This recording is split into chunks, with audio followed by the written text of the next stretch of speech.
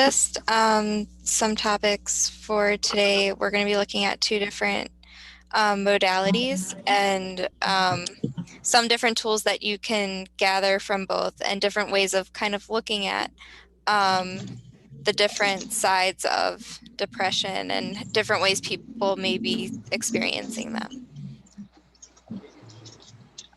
So before we kind of get into that, I'm wondering how many of these resonate with each of you or with somebody you know. So some things would be, do you have a feeling of sadness, emptiness, or hopelessness most of the day or nearly every day? Or maybe a decreased interest in activities you once enjoyed, or even everyday activities that we need to carry on, but can become very hard. Or maybe a change in appetite, whether it be an increased hunger or food just isn't as appealing anymore. Maybe difficulty sleeping, whether it be falling asleep, staying asleep, or maybe it's sleeping too much. And does this occur daily or nearly every day? What about slow or restless movements where maybe either you feel like your body's moving a lot slower than your mind is, or even you definitely feel physically slower, or maybe physically you feel very restless and like it's hard to stay still. Or maybe there's a level of fatigue or decreased energy that's daily. Or what about feelings of worthlessness or guilt that may be excessive or maybe even misplaced?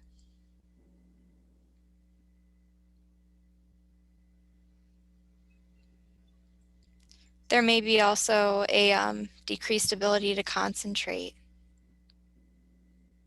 on anything, whether it be simple tasks or in work.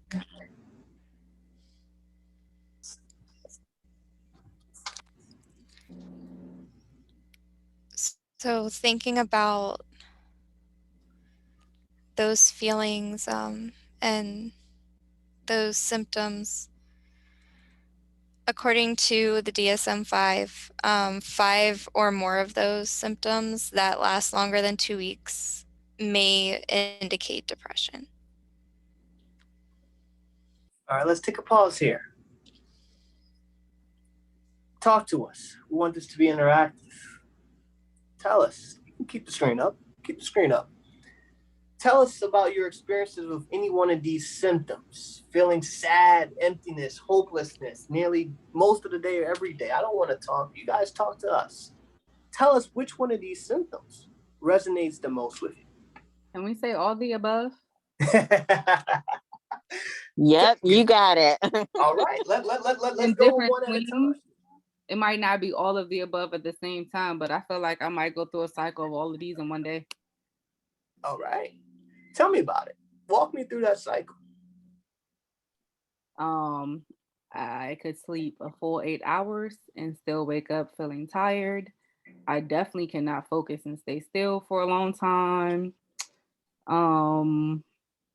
Difficult sleeping. Yep, I take ZQuil almost every night. Feeling sad or empty, hopelessness, that just comes in waves. It depends on what I'm doing at the moment. I feel like if I'm busy, the less I think, the more I can function through my emotions. Changing appetite. I probably don't eat as much as I used to. I think I covered all of the above then. Absolutely, absolutely. So you definitely are experiencing symptoms of depression. Who else? Tell us. So I also experience the same, all of these. I can also sleep 8+ hours and still wake up extremely tired. Um, I have, just like she said, um, I will just be very, very restless, but I've been taking ZQL as well at night. I do find that if something I've done, like if I did something wrong, or if I feel like I did something wrong, I tend to fixate on that. And the thought just continues to play over and over in my head to where I feel like I beat myself up and I don't know like how to let that go. Um, and I also have changes in my appetite as well. I lost 10 pounds and I'm only like, I just gained 5 pounds back, but I was at 110 pounds. So, yeah. I feel as far as like my change in appetite, I feel like I eat more when I'm like like if I'm going through something, like I feel like I eat more. Specifically, and it saddens me to say, I eat a lot of Chipotle, which is so sad because I love Chipotle. But I know if I'm going through something, like, all right, this week was not a good week because I ate Chipotle like twice or like 3 times. Like that's for sure. But then also, as far as like the other things on the list, I think that when I'm like super fatigued, this frustrates me so much. Like I'm in grad school, right? So, and if y'all went to grad school, if y'all are in school, y'all already know like this is not for the weak. So it was a lot of pressure, and I remember there being days where like my head felt so heavy, like I literally could not get up. Like I would sleep and I slept for like hours, and I would wake up and just feel extremely tired still, even after being asleep. And it's just because my head felt heavy and I just didn't lift my head up. It was terrible. And then also like, I mean, I could be a little bit of a perfectionist. So I talk a lot of shit to myself, like excuse like my language, but like I can be very positive to my friends, like really uplifting and supportive, like, girl, you got this, like we about to get it done. And then when it comes to me, like, and I live alone too. So like, it's just like me being in my own like space by myself. Like I will talk myself down to the ground. And so I really need to work on my interpersonal conversations with myself. Thank you for sharing. One of the good things about the group is that you all sharing can resonate with everyone else that's experiencing all of these symptoms as well. Depression is very difficult because you often suffer alone. And so one of the good parts about the group is now you have shared experience and that camaraderie, and we're gonna show you all how to manage, how to cope with these symptoms, and how to get you from feeling these symptoms maybe very, very frequently to feeling it less frequently. Who else wants to share their experience with the symptoms of depression? I'll go ahead and share. Charity, thank you for sharing that, because especially about like the positive, talk that you do to your friends or outside of yourself versus how you speak to yourself. Because I know I can, you know, be that person that's like down on myself and feel very hopeless and worthless and just like very perfectionist, and it's like not okay. And I'll have a friend who's going through the same thing, or maybe like in a same sort of like relationship, and I'm like, girl, you got this, like here are the tools that you need, but I just cannot like talk to myself that way. But I was diagnosed with MDD in 2001, so it's been chronic for me over the past 20 years on and off, and I like cycle through these feelings, and they will either, last for weeks or sometimes months, or I'll go a few years and I won't have an episode that I call darkness mode when I go into blackout mode, which my last recent episode was this past February, which led me to seek out enrolling myself in a program to get treatment because I did not get out of bed for the entire month of February. I missed an entire Black History Month just sleeping. All I did was sleep all day, not eat. But I mean, I also had like on several days, like high energy because I have co-occurring disorders. So it's like a whole, excuse my language again, shit show of bipolar 2 disorder, complex PTSD, ADHD, MDD, general anxiety, and insomnia. So it's like when I have like my ADD or mania moments, then it's like I'm moving a lot. But if I'm in like the depressed phase, it's like I don't move and I can literally sleep for 48, sometimes 3 days straight on end, and like wake up on a Wednesday and my husband will be like, I took care of our son and it's totally fine, which was the leading factor for me seeking out treatment, was that it was just affecting my son's life. But yeah, that's how these symptoms have really like affected me, and I'm sure a lot of other people. And it's just like I'd love to learn, especially when I am released from my program, how to, when I don't have that day-to-day accountability of going to a program, how to deal with these thoughts and these skills and these feelings, so I don't have another episode of dark mode, which another part of depression is just waiting for the other ball to drop when you do start to finally feel okay. But if I do see, recognizing when it's coming on and having those tools to like combat it, if it does happen, if or when it does happen again, trying to stay positive and saying if. Wow. 2 speakers ago, one thing that I really liked what she said was that recurring thing that plays, that broken record that plays. And so I really failed at marriages. I'm a survivor of domestic violence. I've been divorced more than 13 years, but for some reason that record plays over and over and over in my head, in my soul, and I would really like to be free of it.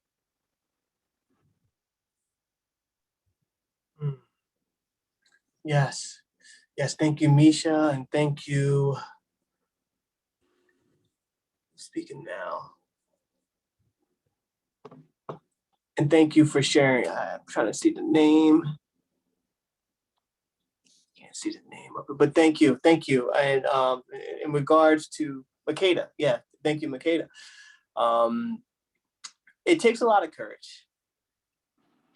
It takes a lot of strength to share what you all are sharing. And the good news is we are going to give you some tools today. And I know I keep hinting on it and I keep doing it, but it's definitely painful. And sometimes it feels like you're all alone and nobody can understand your plight. And it's tough, it's difficult. But the good news is you're not alone. You all are survivors. And try not to make yourself feel so guilty about what you've been using to survive the depression. Okay? Because if it wasn't for resorting to whatever you're resorting to, who knows where you'd be right now. Right? Depression, oftentimes, it steals our joy, it steals our life. And it's been stealing your life for far too long. And so by the end of today, I promise you, we're going to give you some tools to say, you know what? I'm going to stop having the depression steal my life. I'm going to do it for my son. I'm going to do it for myself. I'm going to do it for my family. Because I'm tired of being robbed of the joy and the happiness that I used to be. Anyone else does anybody else want to add?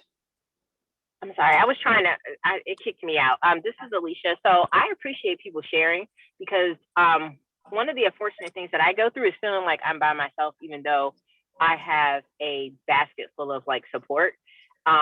It's almost like it doesn't matter when I'm going through the episodes. You could tell me, 50 million times I'm there for you, but I won't necessarily reach out for the support, because I don't feel that everyone understands how depression can affect a person. So for me, like the difficulty sleeping, I was always significantly tired, and so my doctor, primary care physician, felt like it was something medical. So I went through all of these tests, and I felt like you could just call me Miss Copace for like a year and a half, because I went to pretty much almost darn near every doctor that exists dealing with tiredness. So I ended up at a sleep doctor, and I was diagnosed with very mild sleep apnea, but I did not necessarily have to get the CPAP machine. So I was like, great. I was like, fine, I don't want the machine. Well, fast forward maybe 3 years later, I was just so tired, and I wasn't necessarily, like, I stopped breathing in my sleep too many times overnight, and I don't sleep in a deep enough sleep. But I'm starting to think that I have the CPAP machine, I'm making the progress with it, but if it's not enough, I can still wake up after 8 hours and then go back to sleep for another 5 hours and then go back to sleep for another 3 hours. And those are episodes that are they're not necessarily long-term, but they're long-term enough for me. So I'm thinking, I in a sense, like, kind of forgot about the depression part of it, because my depression is more so I'm crying for no reason. I don't want to do anything, loss of interest. And so, but I'm just hearing from others, like the sleep, wanting to sleep and sleep and sleep, because I feel like I should be refreshed if I sleep 8 hours and then another 3 hours. I should be like Superwoman and be able to do any and everything, and I don't. So I appreciate the experiences being shared. And then I have a love for cake every now and then, like, but it'll go on for like a week or two, and then it'll stop. So I'm looking at I was diagnosed in 2003, and I'm looking at symptoms differently now. Is my point of this, I should say.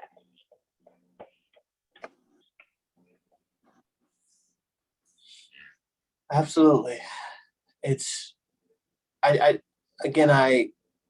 want to applaud all you all for your strength and your resilience. Despite how you're feeling, despite the difficulties that you're going to, despite the lack of sleep, you all are pushing through. And you all are making it.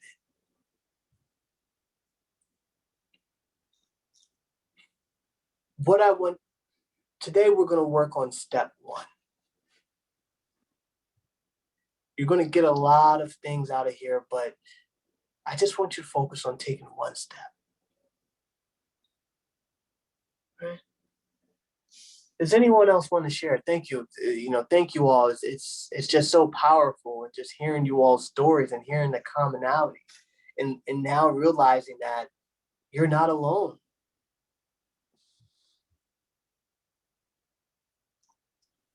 I'd like to add one more thing, that the name of this group really spoke to me, because within the past 20 some odd years of, going through depression and bipolar 2 and everything else, I have attempted, to anyone else out there, you're not alone, suicide 3 times, praise the Lord, unsuccessfully, with the last time, being dark mode in February, where I was to the point where I was so depressed, I could not see any light, that I felt I had, not even for my son at 3 years old, anything to live for. I could not see through.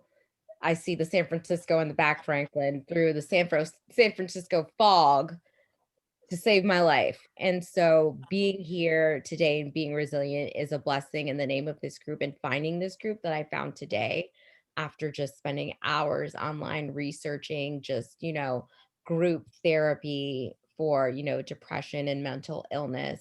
I really just feel it's been a blessing. And I just want to say thank you for that, like, preemptively, because like I feel like I have been saved enough to like be here in this like present moment, when there were times where I really should not have literally been in this world anymore as a result of my depression.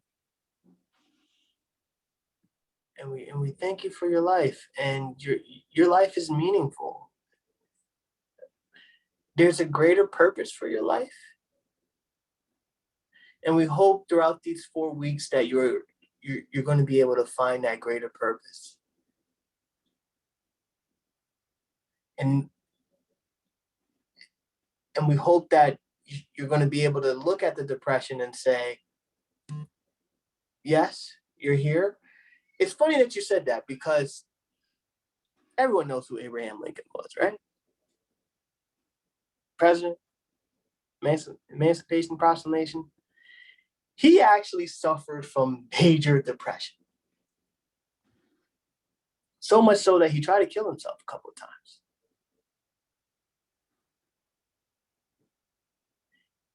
What he found was that for him, laughter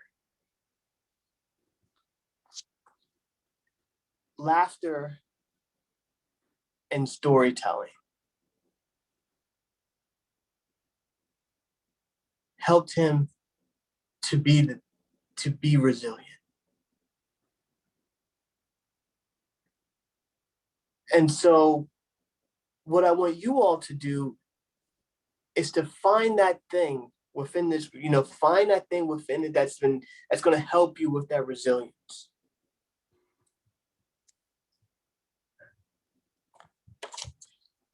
Again, thank you. You all are such a great blessing. Yes, I like that. Laughter, storytelling, dancing.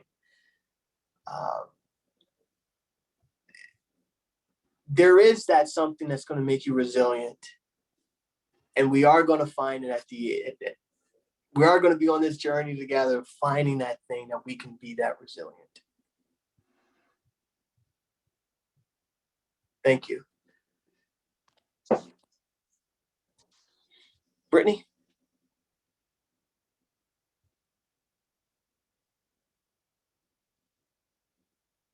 Thank you. And just so thank you again for everyone sharing and feeling comfortable to do so. And what I'm hearing from kind of the mutual feeling of the group is the sleep. So, and also kind of a tiredness of feeling this way, maybe. And a desire to move forward. And one way to look at depression,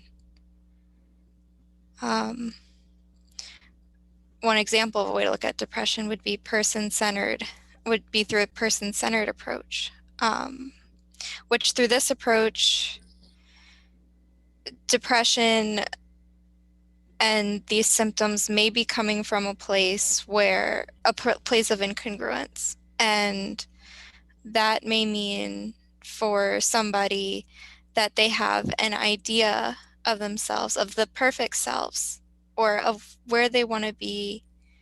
And maybe for whatever reason at this time, because environment's not right, because situations around them, maybe health's not right, for whatever reason, maybe they can't be this ideal self or exhibit these ideal traits and behaviors right now. And in some instances that may increase these feelings of hopelessness, and also definitely some feelings of fatigue for the constant trying to fight to be that ideal self. And the goal in this sort of, when looking at it in this light, is to build the relationship and to provide a safe place for you all, and to explore maybe what you want to see, what you need, what you want, your goals. And then also, as Frank keeps hinting to, the tools, to explore different tools, listen to each other's stories and explore that way. And the best way to do that according to this theory, is through unconditional positive regard or no judgments, presenting the therapist and participants presenting with their genuine selves, a genuine experience. And also for us to provide a place and for each other, a safe place of empathy. And that's and I'm hoping that my co-leaders would agree that that's the goal here in the group, is to provide that safe place where there's no judgments and the ability to grow and learn together.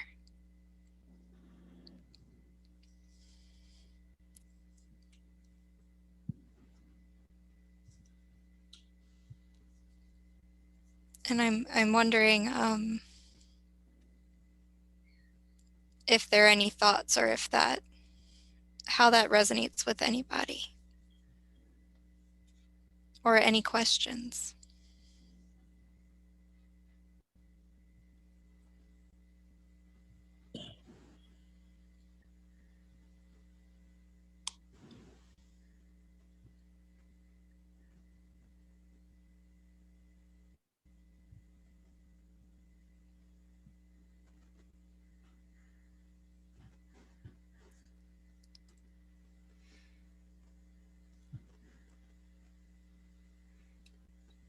All right, so kind of going back to this, why can this happen? This is just one example of why this can happen. Depression can occur because of there could be a genetic component. They have found life experiences may lead to depression and those similar symptoms, as well as some even hormonal imbalances or things within the body. But through this lens, this is just one way of looking at it, by going into the mind a little bit, to see maybe if this is how someone may be thinking. So an example of this incongruence would be, say if I wanted to be at one place in my life, say I was a graduate student and I wanted to be graduated by now. And so because of this, and maybe it's because of situations in my life, maybe because COVID, any reason, and I feel this disconnect from who I want to be, or not even who I want to be, but maybe the environment around me isn't the environment I want to grow in or feel comfortable in. So because of that, this may lead to an increased experiences of self-doubt, and kind of some of those negative thoughts that may be under the surface, as well as some decreased interest. And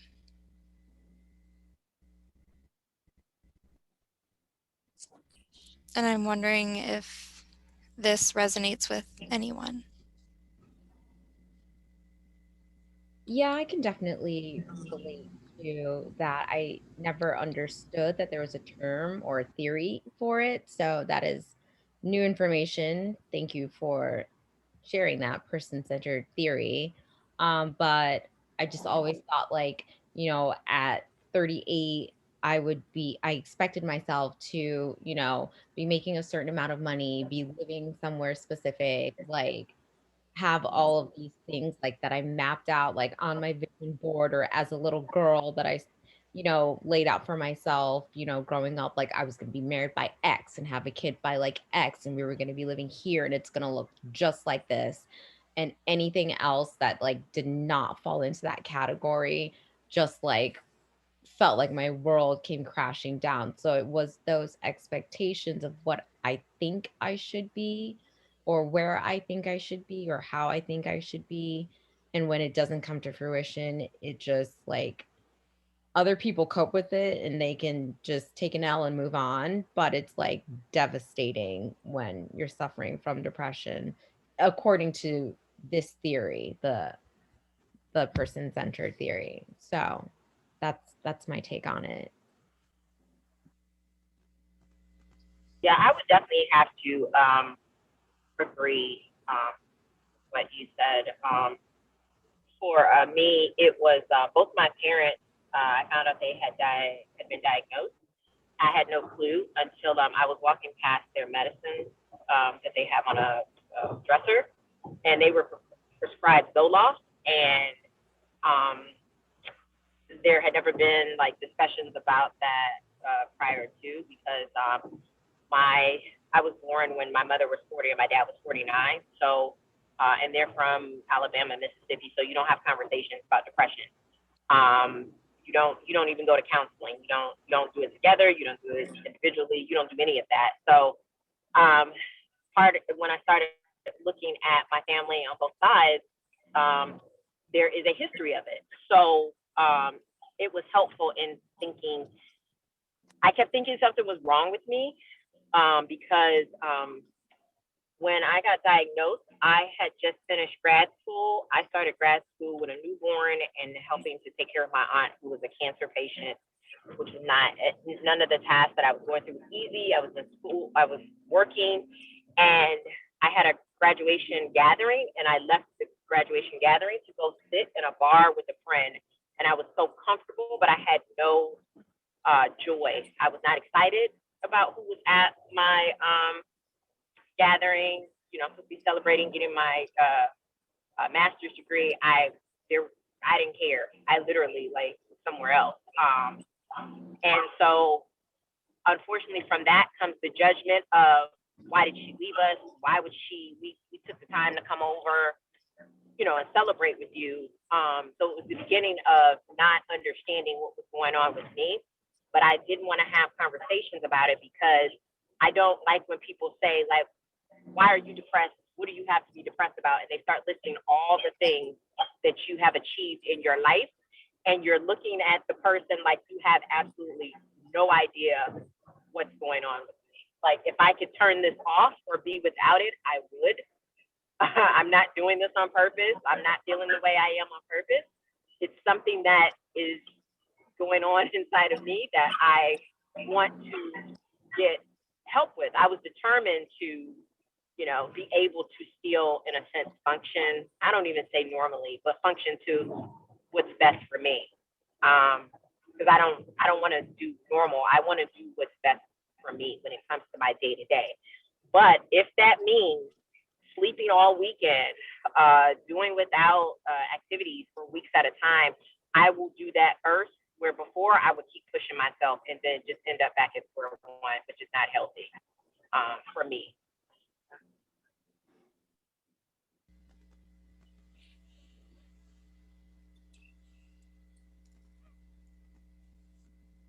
I want to piggyback on you.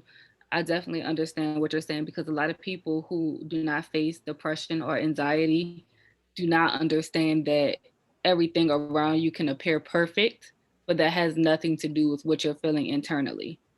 And I feel like sometimes even like growing up as a Christian, like I grew up Church of Christ, so they are completely different. They will tell you, oh, pray it off, it's the spirit, or it's this like that. It's stuff like that. And it took me to, unfortunately, growing up, because I grew up in that church from childhood to adulthood, growing up, realizing, when you get old enough to kind of pay attention, like none of this makes sense, what you're saying, and completely switching religions to non-denomination and having a pastor actually preach about how important mental health is. That kind of switch my perspective on, you can't, everything is not pray about it. Somebody says, oh, I have cancer, go to the doctors, go get help. Did you take your medicine? They're completely different with how they talk to you when it comes to an illness. If you have a cold, get some Theraflu, do this. But if you say, oh, I'm sad or I'm stressed or I'm depressed, or, they don't view it the same, not realizing that it is an illness and it is something that people need help with. You can't just solve or take care of it on your own. And unfortunately, even me as a Christian woman, I understand that I can't just go home at night, get down and pray and say, Lord, take this depression away, and then tomorrow get up and then life is great, because faith without work is dead. So you still need to get up and go take the necessary procedures or steps to get yourself help. So I definitely understand where you're coming from, where you grow up in a dynamic where mental health, and unfortunately, especially in the Black community, is just not something that is looked at as okay to do. It's like, well, what's wrong with you? Oh, you depressed, or huh? It's not normal, but it's normal because 90% of us are going through it. That is so true. I'm so glad you spoke on that as well. It's just like I had to get to a place of forgiveness because they don't know and understand, because they were taught you don't talk about it, you don't do anything about it, you just get through it. I mean, I'm a special education teacher, so the number of students I had that are ADD, ADHD, I know growing up for me, you just dealt with it. You didn't get help for it. Now that there are strategies, I mean, I didn't necessarily realize I'm ADD. I sit in staff meetings, I'm sitting there doodling. I've been doing it for years. I didn't realize I wasn't necessarily paying attention, and I guess it has a label to it, but you couldn't. It also shields you from wanting to talk about it or even seek help, because you're right. People will say, pray about it, or just do this or whatever. And I'm sitting here like, I am praying. It's more than that. It's bigger than that. Like, I need to be able to, I want to be able to, I should say, to go through better days and not, be depressed. And I think sometimes depression is also just, oh, you're just sad. No, it's not just sadness. Well, like Frank said, I think we all need to give ourselves an applause because we are taking a step. And Alicia, shout out to you, a fellow educator. So we have secondary trauma, Alicia. When our students, our communities, our parents are so traumatized, we wind up picking that up. And I feel sometimes a lot of effort is put out there in terms of understanding the child or understanding the parent, but absolutely none is given to us, the provider, the educator, the advocate, the person on the front line. I recently got called to my principal's office who wanted to talk to me. She felt I was being punitive, which I wasn't. I literally was trying to grapple with what was going on in my classroom, the behavior of one student. And she said to me, oh, we haven't even been back 2 weeks yet, and you're having problems? And I shot back at her, oh, so there's grace for the children, but there's no grace for me. So people don't understand, and there's a generational component to this too. When we talk about the Black community and we don't go to doctors and we don't talk to anybody and we don't recognize it, understand our history, at least in this country or in the Americas, as colonized people, we weren't allowed. We are always seen as the people who are strong and the people who have to do and the people that take care of it and handle it. So you're not allowed any downtime, no grace, and no space is allotted for you.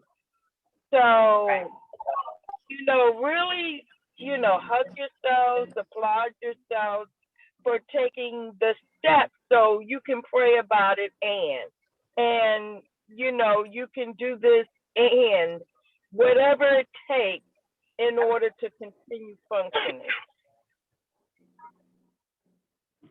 Absolutely. Thank you for that reminder. I don't always remember to be positive, looking at positive, not on purpose. But thank you. One of the first steps, I think somebody said it very nicely or very, very eloquently earlier in their introductions. I'm sure if I met any one of you guys, or ladies, sorry, if I met any one of you ladies, you all are the nicest, sweetest person. As you can tell, nobody would probably even know that you're suffering from depression. How you doing? I'm fine, great. As somebody mentioned, we show others more grace than we show ourselves. We're nicer to strangers than we are to ourselves.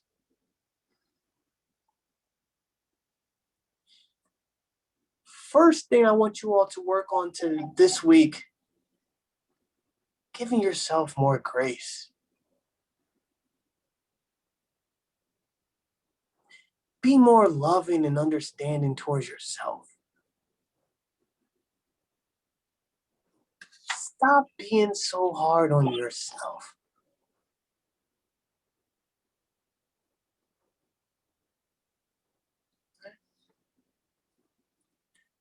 Write that down. Every day, every day, do 5 things that's showing yourself grace. Do 5 things that's showing yourself gratitude towards yourself.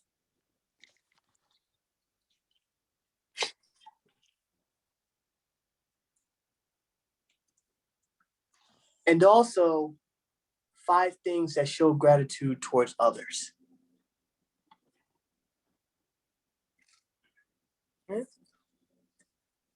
Someone mentioned relationships.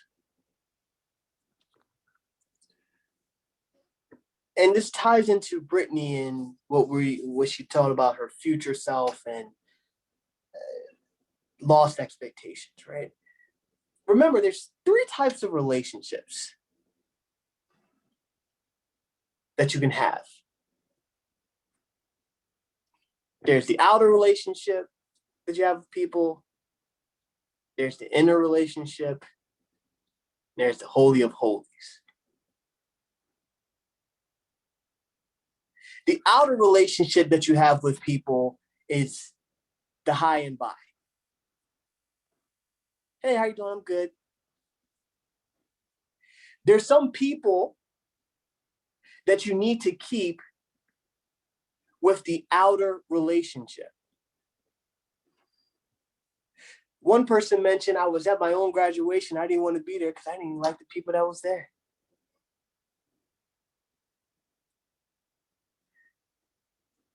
The outer relationship, keep them in the outer circle.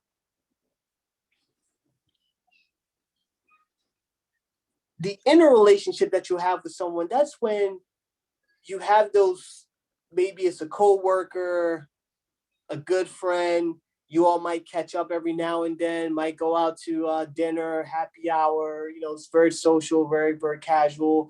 It's not quite outer, but they're the casual.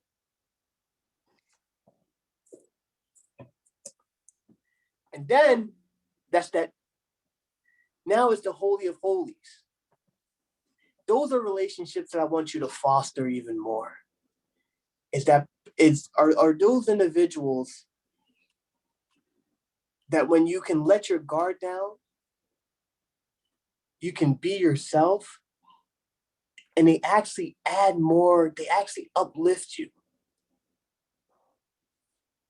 They encourage you. They bring up your spirits. They make you feel good to be around.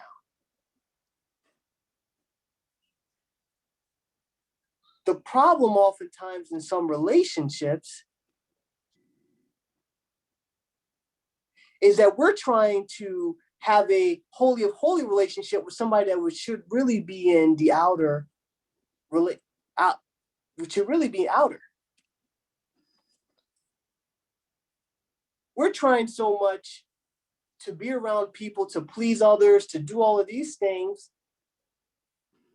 when we don't even really like them.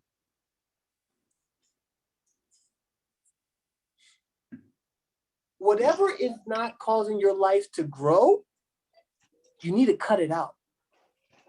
Because then it's just going to cause you to just die. It's just going to suck you. It's going to suck the life out of you. Right? Good, how are you? Yeah. I don't want this person. Let's see. Let's sit there for right now. Any thoughts on that? I have a question. So when you say that cut out, and I've been on that path for a while. Unfortunately, who I'm cutting out is my mother, my brothers, my aunts on my mother's side, people that have raised me, supported me. But the reason why is because of just what you said. It's so toxic. I would just be depressed alone without a diagnosis, just dealing with them. They're very negative, and as I guess in a sense, stuck in their ways. But I can't be around them because I don't grow. I literally go back 50,000 steps backwards dealing with the people that I love and that support me, and the reason why I was born. So it's difficult when it's those people that you need to cut. So for me, I guess it's more so, and I limit myself. Like my mother knows I don't talk to her. She's not going to be positive. We got to get off the phone. If she wants to start talking the negative and asking me like questions like, why are you not married? Let's just start there for an example. Why are you always going and traveling? And it's always something, and some negative comment with her. And I remind her, she has been respectful, I could say, still a work in progress, but it's difficult because I want to talk to my mother. I want my mother, but I can't talk to her like I want to, because she depresses me. She angers me. She's not positive at all.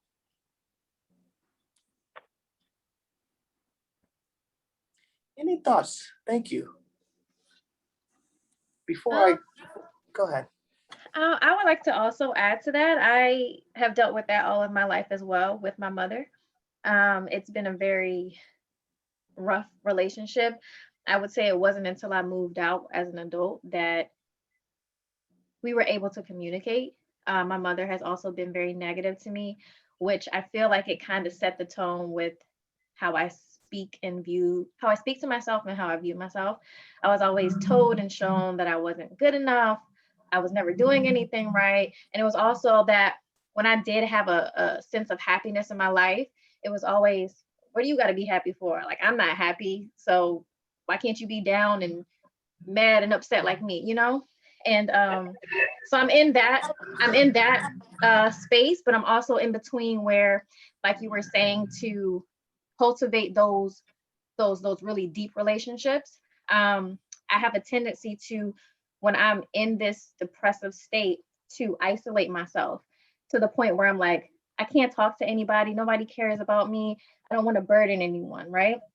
And then as soon as I do reach out, someone's like, oh my gosh, I've missed you. Where have you been? You can always talk to me. And I'm like, oh, I am loved. It's like these lies that I tell myself that I believe. It's like, I know they're lies, but I have a hard time going against those, if that makes sense. It's like what's comfortable for you. I mean, Yes. Let's just be real. It's a happy place. Like it's something. It's good. It's it's not depressing. It's not the bad day. You know what I'm saying? It's like a bright, shining sunshine for you. So yeah, you give into it because you're like, oh, like I am loved. Mm-hmm. Unfortunately, I guess like reality sets back in. But the fact that I'm proud of you because you recognize it. Everybody doesn't recognize things. When you don't recognize, I feel more sympathetic to those that can't recognize. I'll say that, or don't want to. So the fact that you recognize that's to me, that's progress for you, and keep going. Even though you keep, getting sucked back in, so you may not achieve or overcome it until you're 50. I don't know, but you're on the right path in my opinion. I don't even know you, but I'm telling you, keep going. Thank you so much. I think it's really challenging. Excuse me. I think it's really challenging when, you know, the relationships that are toxic that we need to like cut off, you know, in order to grow is someone that we're related to. You know, the people that we love the most also hurt us the most. And so I can relate to a lot to what you guys have said. In my situation, it's my father though. And like my dad is like around, like he's not deadbeat or nothing. Like I grew up with him, and I grew up in a Christian home as well. So you know, definitely you can't dishonor your parents. You know, you're gonna die early, so definitely gotta honor your parents, which is really hard for me growing up. My dad actually had depression really bad growing up, so he was my first like interaction with a depressed person. And then and even now, like I just didn't understand why he did the things that he did, and like why he couldn't just like shake it off. Like, come on, you got kids, that like it's not even just about you. But I think I understand him a lot more now that I'm older and I have to deal with my own stuff. But it's hard, like, because even now, like, he's a lot better than he was, like, when I was a kid. But so it's not the same necessarily, but it's hard to forgive somebody who keeps doing the same things. And I feel he harps on a lot of stuff, like a lot of things that he missed out on, like growing up. He lost his job in 2008 when the economy and crash and things like that, and everything went downhill from there. And I feel like he just still hasn't gotten over that. And like, it's hard. Like sometimes, like I'm in grad school for counseling. So like, you know, me, I'm just a naturally good listener. So of course people just feel compelled to talk to me and tell me their problems. And so I would talk to him about stuff, and it's just like he's just talks himself down into a pit, and it's like there's nothing I could do about it. And that's discouraging for me because I'm 22 years old on the brink of like adult. Well, I'm an adult now, but like I'm trying to figure out my way as an adult because I still feel like I'm a kid sometimes. And you know, he's supposed to be like this strong person in my life that I'm supposed to look up to, and I don't. And I think that it was really hard for me to come to terms with that. Like, okay, what am I supposed to do? How am I supposed to get like a husband if I don't even know what a husband should do, you know, or how a husband should act or what characteristics to look for? So I feel like I was just walking blindly. But I think that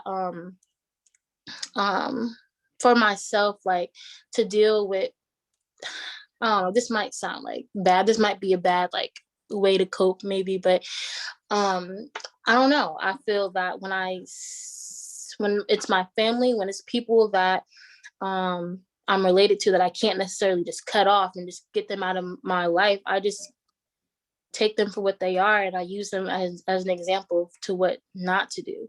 And like, yeah, that hurt. At first it hurt and it was hard and I didn't know what to do, and I was just like, it was I didn't know what to do. But now I think I have a hardened shell about it. Like, okay, I'm gonna get a role model from somewhere else. Like, if that's what I have to do, I'm going to make other friends, or I'm going to have other people around me to kind of fill in the gap that I feel like that I need. And no, that wasn't always healthy. Yeah, I had like people in my life that shouldn't have been there, that had to cut off and go back to square one, you know. And I still haven't figured that out, honestly. But my relationship with God is really important to me as well. And I know you guys were talking about that earlier. I grew up in a Christian home. And I don't know, I lean on God a lot now. Like when I read about God, like I'm paying attention to like how he's talking, how did he respond, you know, what steps did he take? Like that's my therapy. Like I'm trying to break down, you know, I'm just trying to break down because to figure out, okay, if I'm not getting these examples I so-called need in the world, I have to look elsewhere. And honestly, like God is just where I look to fill that void for me. And yeah, I mean, does it help? Of course it helps, because you know, God is God. But you know, I'm here still, and I believe faith without works is dead as well. So Have you, Charity? So, as far as your father is concerned, do you know how he grew up? So he didn't. Why? Like, you know what I'm saying? Because he didn't. In fact, my grandpa was a crackhead, and I just found that out. Like, my dad definitely had like a harsher. Okay. But I don't know. My dad felt like the fact that he didn't leave my family was all he needed to do. You know what I'm saying? Oh, okay. And my dad was always cool to me, honestly, but he just treats my mom like not the way he needs to be treating her. And I'm very protective over my mom. And I think that's the biggest problem. So that's another thing. It's more so their relationship problems versus like me and my dad's issues. And so I'm trying to find a balance between, all right, let their relationship business be their relationship business. You know, I'm not out of it. Versus, no, you're not about to talk to my mom crazy. But yeah, like I do understand my dad a lot more now as an adult than I did growing up. I do, and I do respect him a little bit more than I did.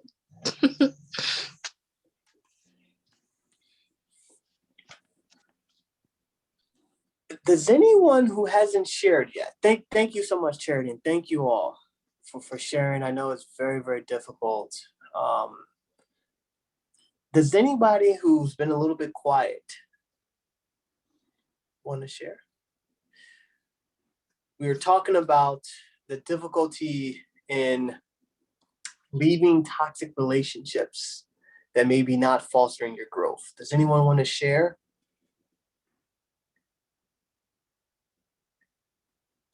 Sure, I'll share. Yeah. Hi. Hi, I'm Ashanti. Hi. So I found it interesting how everyone was talking about cutting off toxic family members and friends. And lately I've been struggling with the thought of having to cut off one of my child's family, like the entire family, just because I found over the years, I found it more draining and more inconsistent and toxic than it should be, than what family should be in general. But every time I pull myself to want to disconnect and so that my child doesn't go through the pain and the hurt that I went through growing up, I always end up feeling bad. Like, okay, they sent me a message. I might not respond back today, but then they'll try to, because they can't get to me via text or phone calls, they'll reach out to my mother or another family member, which I don't feel like that's okay when the person that should be reaching out to me isn't. And so, and I'll call myself, okay, I'm gonna leave them alone. I'm gonna walk away and protect my peace and protect my child. And then I always end up feeling guilty and feeling bad, like I shouldn't. And I guess that's where I'm at right now on wanting to, I guess, protect my mental health and not be around narcissists and being dragged down because you're unhappy and you want me to live a certain way and you can't control your child. So the best way to do that is to control me to get to my child. So, yeah.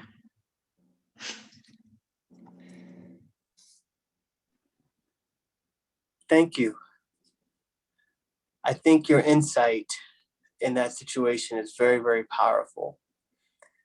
One of the reasons why we have a hard time letting go of these relationships and it can impact our mental health is because the same area in our mind is called the limbic system.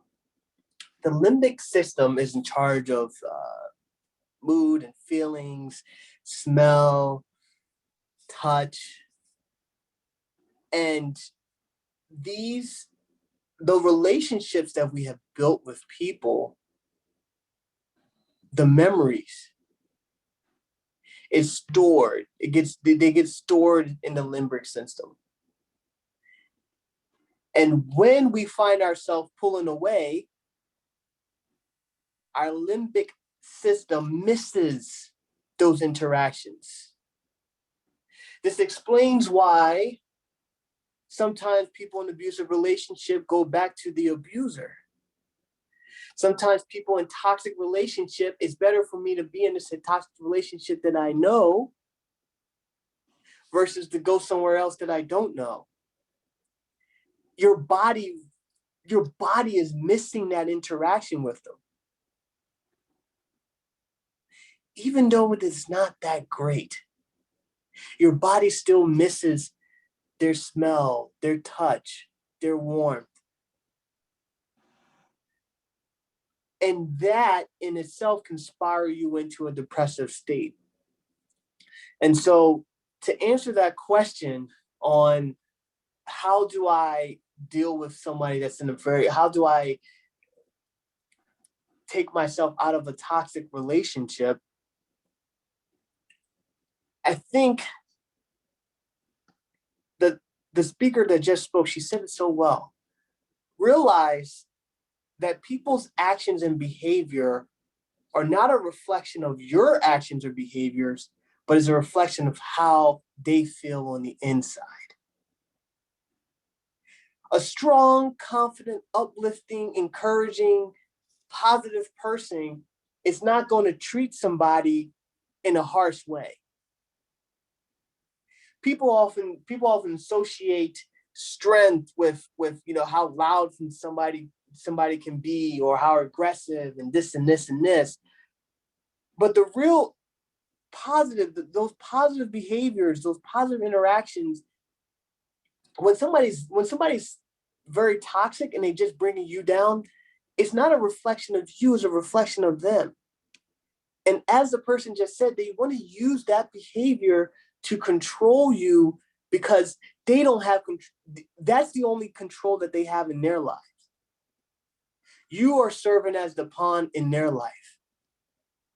But I'll also say that, in terms of family members, just realize that sometimes they're going through something as well. If you're suffering from depression, if you're suffering from these things, majority of the times, your parents have also suffered from these things as well.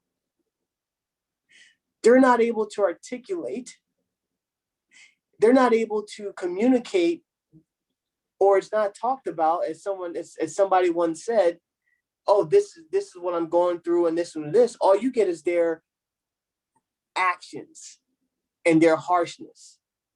Because oftentimes when you're in that depressive state and your limbic system speeds up, it actually leads to a lot of irritability, anger, uncontrollable moods. They're not fun to be around. And so they're going through that, and then now they're just letting you know how they're going through. But what you don't also know is you're also going through the same thing. And now it's that disconnect.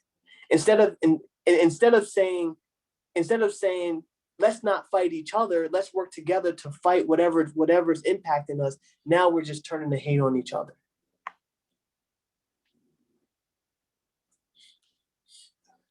Some people want to add any comments? Everything you're saying is true, and that's why I use the term a season. Sometimes we've got, especially when it's very close family members, because I think I've been through just about everything that people were talking about with my mom, with my dad. And sometimes it's a season. Like right now, one of my daughters, I'm putting distance. I'm not going to drop her altogether, but I just need some distance there because her paternal grandmother died maybe a year ago. And now her father, and that's a person that I went through the domestic violence with. Her father is have liver cancer, and that's an extremely stressful situation. And she's applying to the police academy. And when, we heard it here, we've said it when we're in graduate school, the type of job we have, these different life events, even good life events like planning a wedding can turn out to bring a lot of stress. So she's applying for the police academy, which is a very lengthy process. She has to recount every time she's gotten fired, car accident she has. So she is just on the edge, not a lot of fun to be around. And she snaps over the least little thing. So I'm going to give her space, and I'm going to take my space. Doesn't mean that we'll be apart forever, but right now, our stars are not aligned. So I hear that, and I think we all can have that as one of our survival mechanisms as well. Right now, I'm just not feeling you. We're just not clicking, and our stars not aligned. So I'm going to let you go over there, and I'm going to go somewhere else for a season. And there's nothing wrong with that if we're going to be loving to ourselves and give ourselves grace. That's what I'm hearing in this session. Absolutely. I think that's great. Great advice. I think it's going to go well. Definitely think it's going to go well. Do you all want to learn more tools? All right, let's get into the meat of the matter. Brittany, I'll take over from here unless you want to say something else on the person-centered. All right. Let's look at our thoughts. All right. And bear with me here. I gotta walk you through a tunnel to get you to the light. So bear with me while we get to the end. All right. All right. Did you know every time you have a thought, your brain releases a chemical? This is how our brain works. Right? You have a thought, your brain releases a chemical, and electrical transmission goes across your brain, and you become aware of what you're thinking. These thoughts are real, and they can directly impact how you feel and how you behave. Every time you have a mad thought, an unkind thought, a sad thought, or a cranky thought, your brain releases negative chemicals that activate the limbic system, and it will make your mind and body feel bad.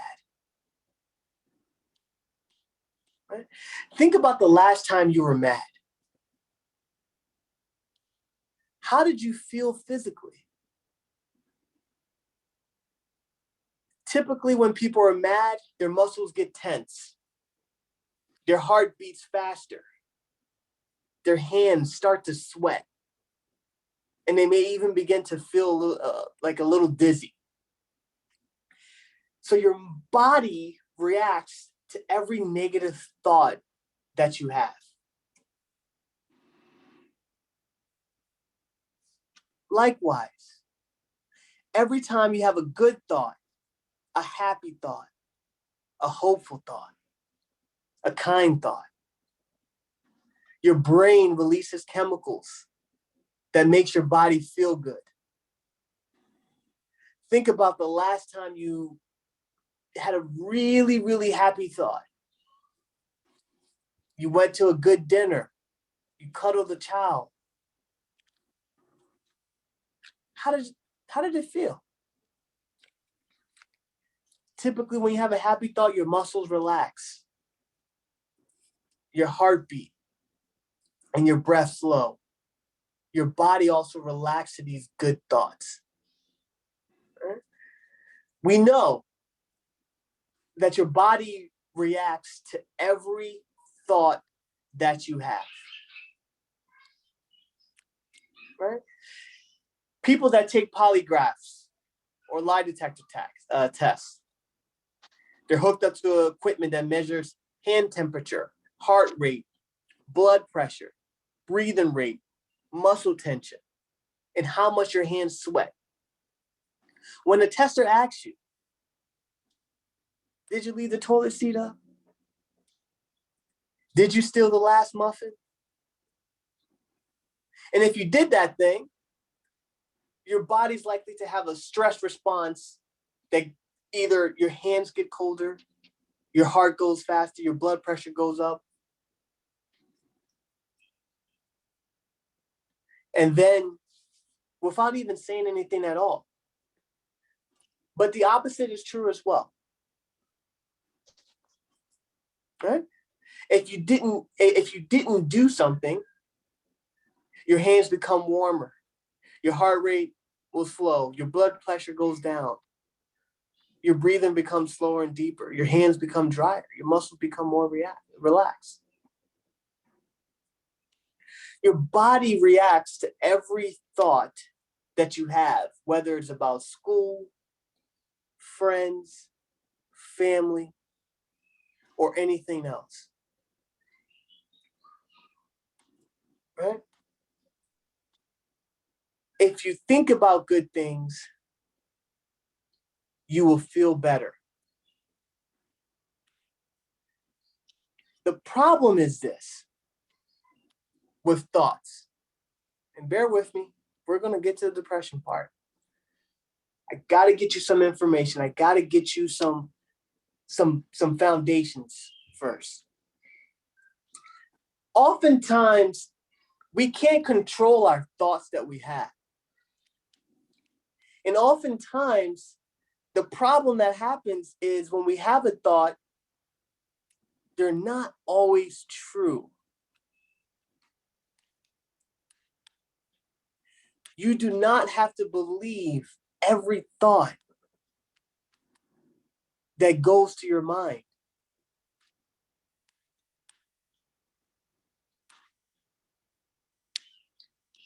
If you never challenge your thoughts and you just believe them as if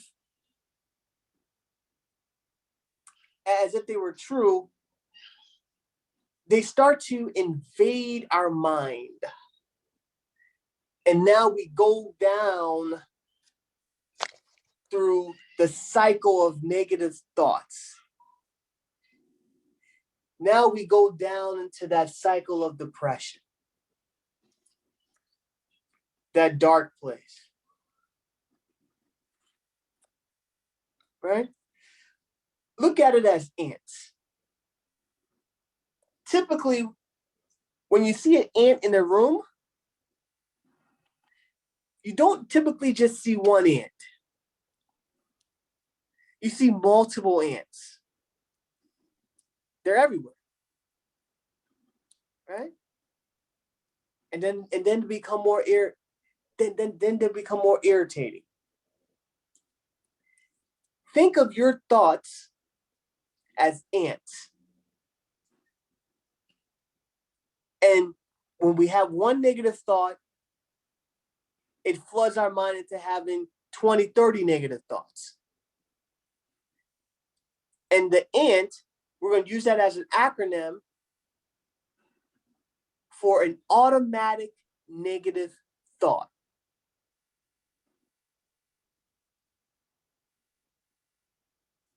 Right? What we're going to do, what we're going to do for the rest of the time, we're going to train you all, on how you can challenge your thoughts to be more positive and hopeful instead of sticking to the negative.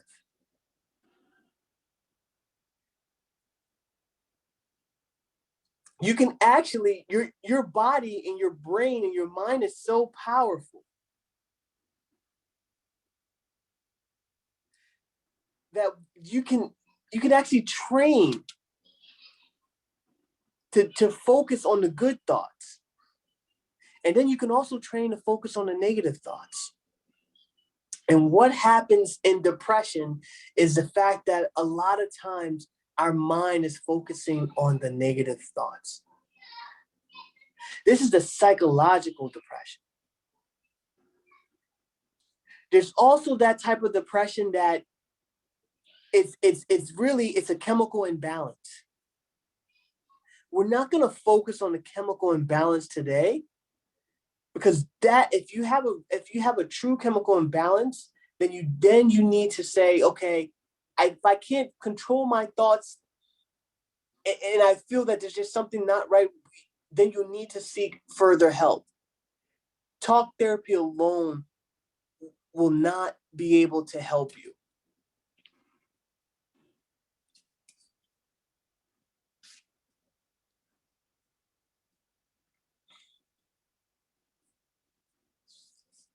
Before we go into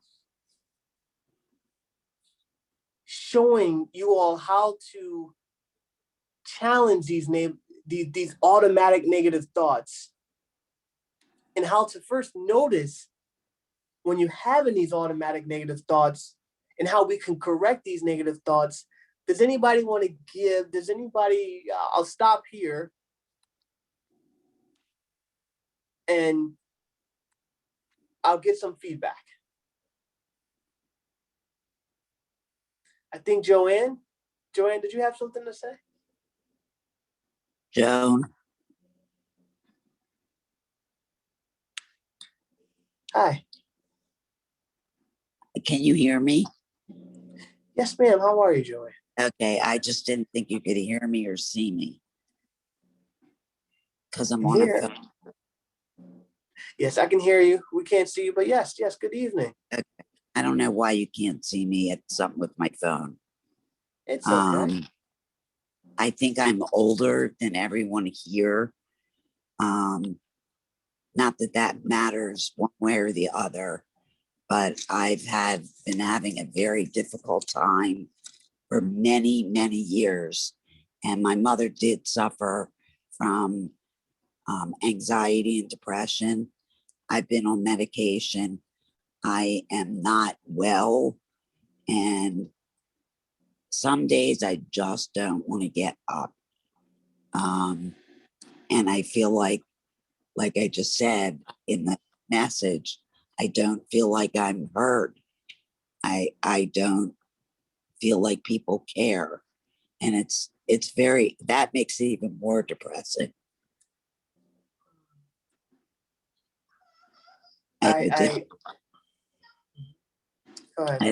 have a difficult daughter, and her dad wanted children, so we had to adopt. And she's got all of these problems and more. And he decided he was going to disown her. So she's been searching for her life for a father figure. So she moved to Mississippi. I live in Baltimore, and it's very hurtful. Sometimes I don't think she has the capacity to actually love or have feelings. And I'm a giver and I like doing things for people, but it's also nice to feel appreciated or seen or heard.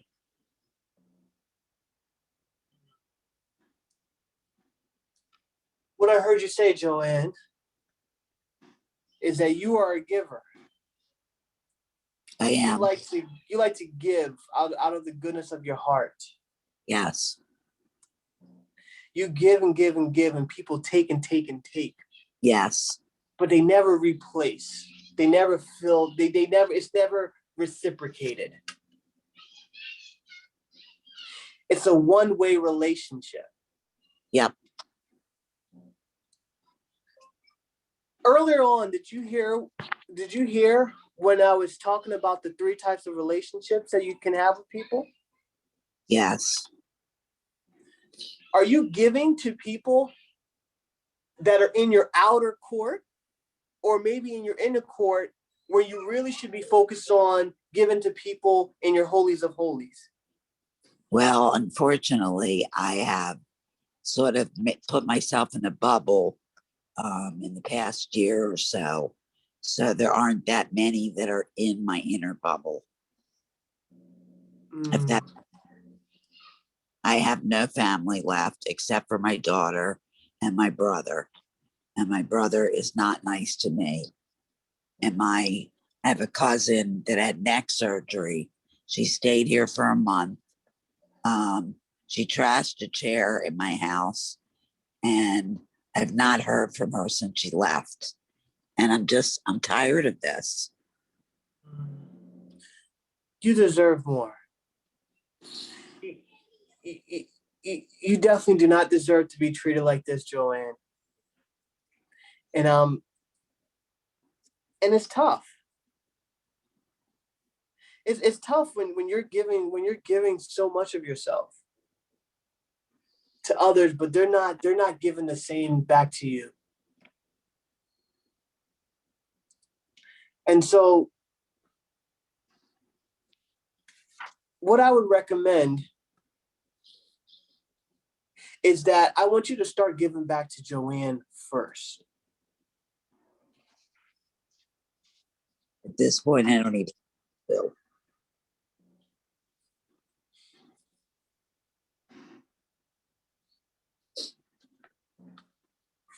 What do you like to do, Joanne? Well, at this point, I have a closed brain injury. I got hurt at work twice. I had 2 concussions. So it's totally changed my life. And I mean, I used to love to exercise, and I can't do that much of that anymore. And I was a floral designer, and I buy flowers, and then I end up not making arrangements. I've got some sitting here. I actually used to go to Gilchrist Hospice and just take flowers there. I had a card from the flower angel. And I just gave them to people just to make them smile. And sometimes when you give to other people, actually people that you don't even know that well,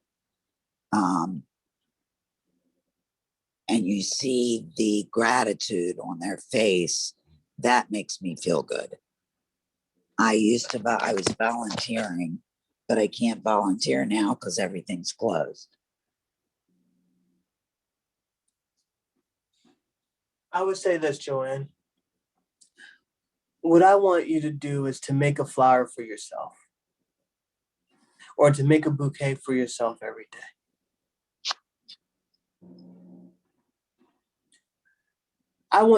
We have to start filling Joanne back with something. Right? You've poured out, and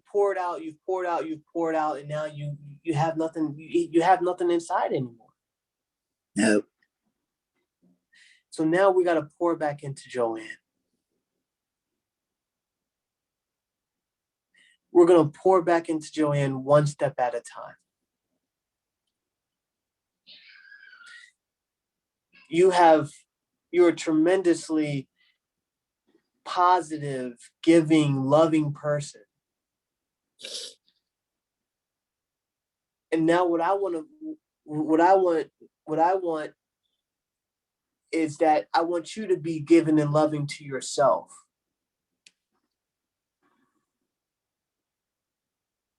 Can you try that, Joanne? I will try.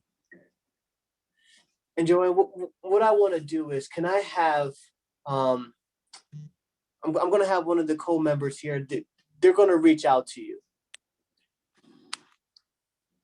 Okay? They're going to reach out to you in a private chat. Are you able to see the private chat? Can who can reach out to Joanne privately, please? Who wants to take that? 2 people have. Okay. All right. They're going to reach out to you in a private chat, and it's going to say just private, and they're going to talk to you, Joanne. Somebody mentioned Tai Chi, and it's funny, I can't do Tai Chi because of my balance. And I had an endocrinologist that told me to do Tai Chi. I can't do yoga. So Absolutely. Joanne, it's seated. It's not standing up. It's seated Tai Chi. And David Dorian Ross specializes in working with senior citizens. So this is seated Tai Chi, not the one where you stand and move and have the balance. okay. Look at it, just a suggestion. Okay, I will try that. And Joanne, what I want is, as I said, someone's going to reach out to you in a private chat, and they're going to talk to you. And we're going to be here for you, Joanne. Okay. It's Thank going to you. get better. Right. You know, It's going to get better. Go ahead. I've been in therapy 70 years, and I stopped seeing my therapist because I felt like all that was happening. Well, her husband's a big deal. He was a big deal football player. All that was happening is she'd start talking about flowers. And I thought, this is not helping. So I have not called her. I do have a psychiatrist, and I'm going soon for some brain testing, because they're not sure how my brain is working right now. I think that because you have some of those surgeries, that also may be impacting things. I haven't had surgery, but I've got a lot of health problems. I lost my sister when she was 39. It's been 27. And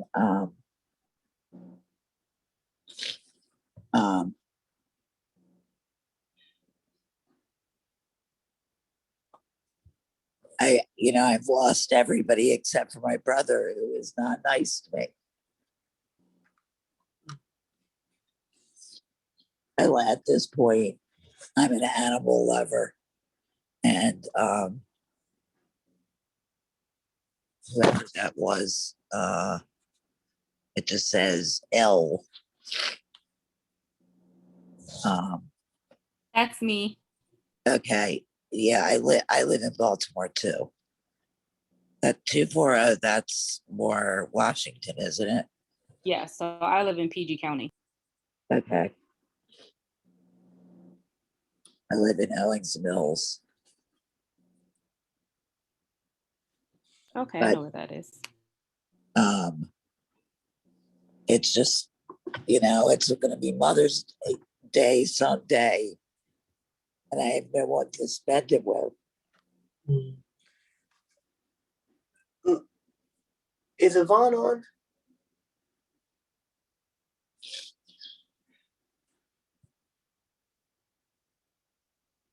Okay, don't worry, Joanne. We're gonna which one?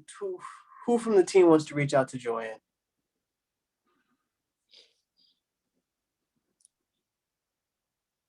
I can reach out, Frank. Okay, Joanne. Let me do this. Yvonne left, right? Okay, Courtney. Joanne, Courtney's going to reach out to you in a private. Was that Courtney or Ngozi? It was Ngozi. Ngozi. Joanne, we're gonna have one of our co-leaders. She's gonna private chat you. Okay. And she's gonna reach out to you. And I want and I want you to talk to her in the private chat. Okay. And if you want, she can take this offline and she can give you a call. Okay. Right. Well, my number's on the thing. We'll do private. We'll do the private chat. Yeah. And Ngozi, please make sure it's private. Absolutely. And she's gonna reach out to you, and she's gonna be there. She's very, very good. And it's gonna get better. You're not alone. I'm glad that you found the group. It's taken a long time to get here. You don't know how many times I've been in therapy. And so I do. Thank God I'd never been hospitalized, but I did go to a program at University of Maryland for a while. And that helped while I was going, but it just kept me busy. Yeah. It's going to get better. Go ahead. At this point, I can't work, so it makes it harder.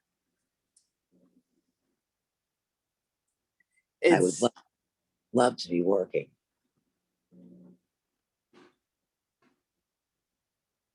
What would you do? Well, I mean, I was a floral designer and I've worked for some of the best people in Baltimore. But I don't know what I can do. I've done, I volunteer work, but everything's closed to volunteers because of the pandemic.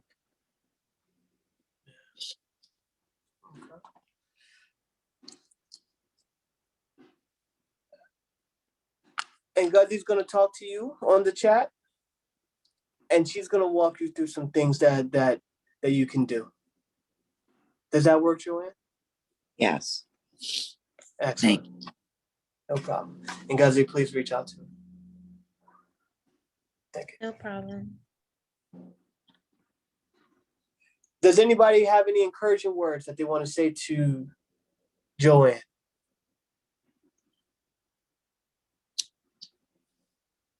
Well, I've been putting little things in the chat. It is hard to find a therapist. I've been through 2 recently.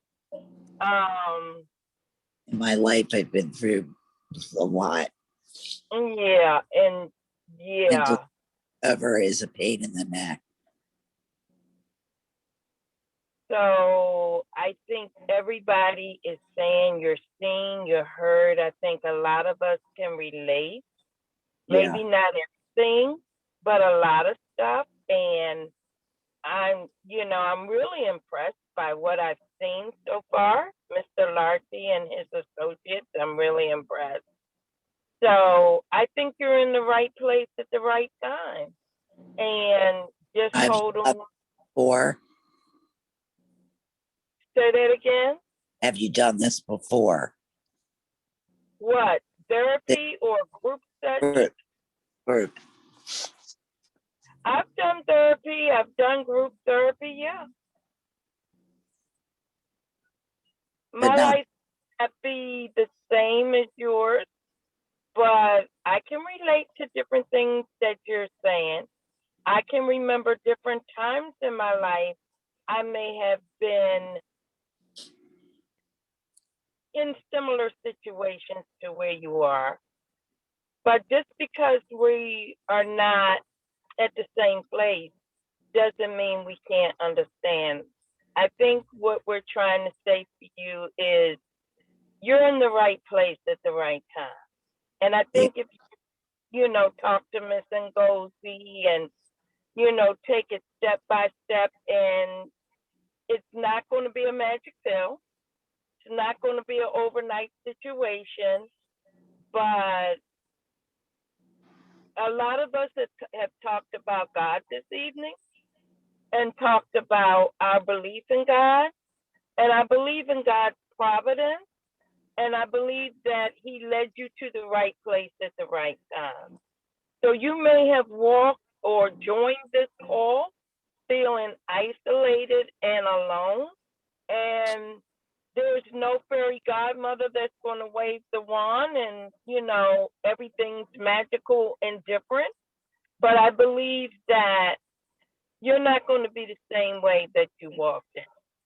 I truly have that belief. I am encouraged being on this call because I've heard 3 things that I can take and use in my life, and I hope everyone has heard something that they can use. And there's all of this expertise, these counselors. We can get sessions with these counselors, just like you, if we need to work on some things one-on-one, and we get to come back next week and learn some more and do some more. So be encouraged, Joanne. And I know that sounds so trite at this moment, but I believe you're in the right place at the right time. And eventually the sun will peek through the clouds in your life too. Thank you.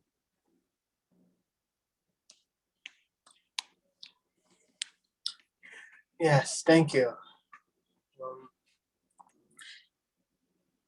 It's going to get better, Joanne. It's going to get better. I want you to just take it day by day.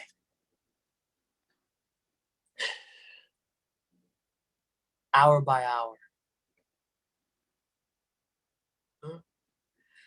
Oftentimes, when in our thoughts, in our minds, we're holding on to these automatic negative thoughts. They're crushing us. They can ruin our day.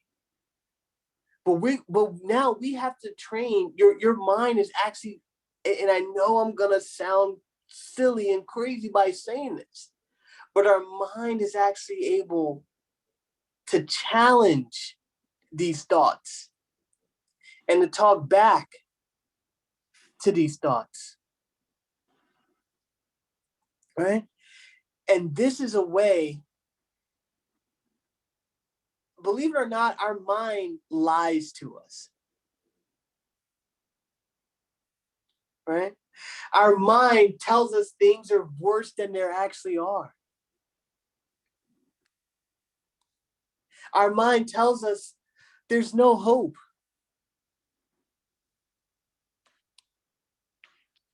Things is never going to get better. I'm stuck. And what I'm going to teach you all right now is what are these ways that our mind plays tricks on us? And there's 9 of them. We're not going to get through all 9 tonight. Right? But we're going to get through some of them, and then I want to open it up. One way, so when you find yourself having these types of thoughts, I want you to first write it down, and I want you to talk back to it. Frank, I can't stop the thoughts that are coming into my mind. Yes, you can't stop the thoughts that are coming in your mind, but you can talk back to the thoughts that are coming in your mind.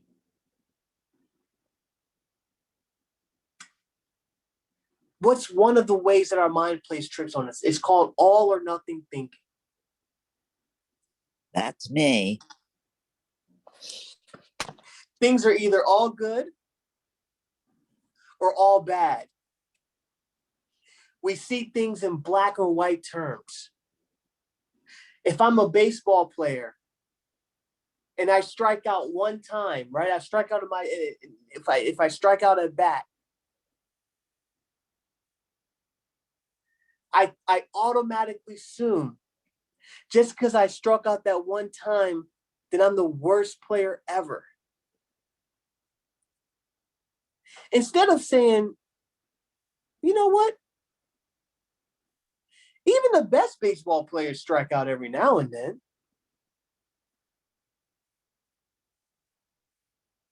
Let's sit here for a little bit. Let's open it up to discussion. I've been talking a lot.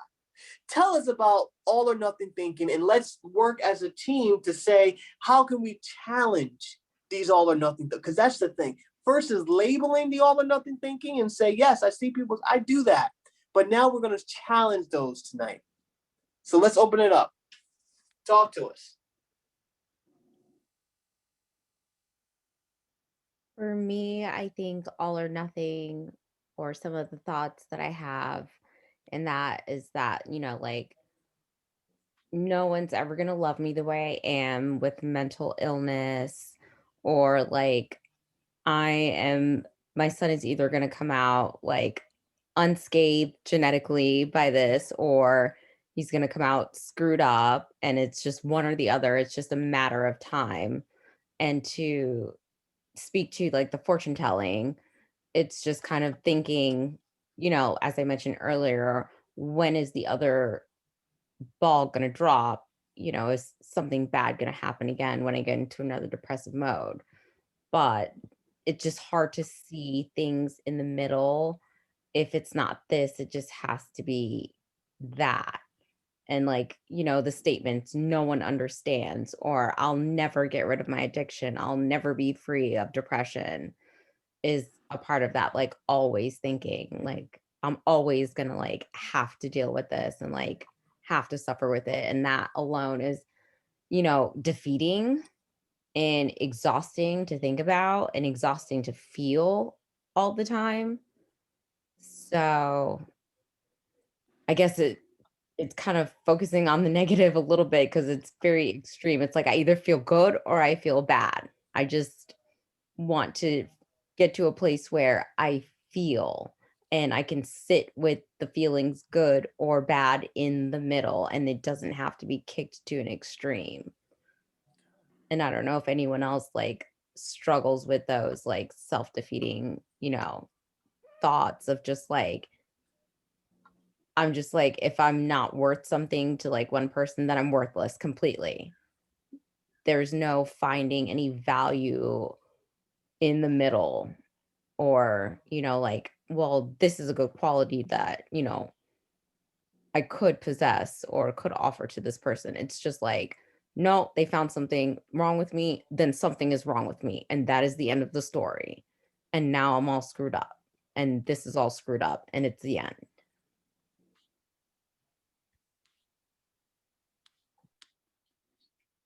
Let's stay there.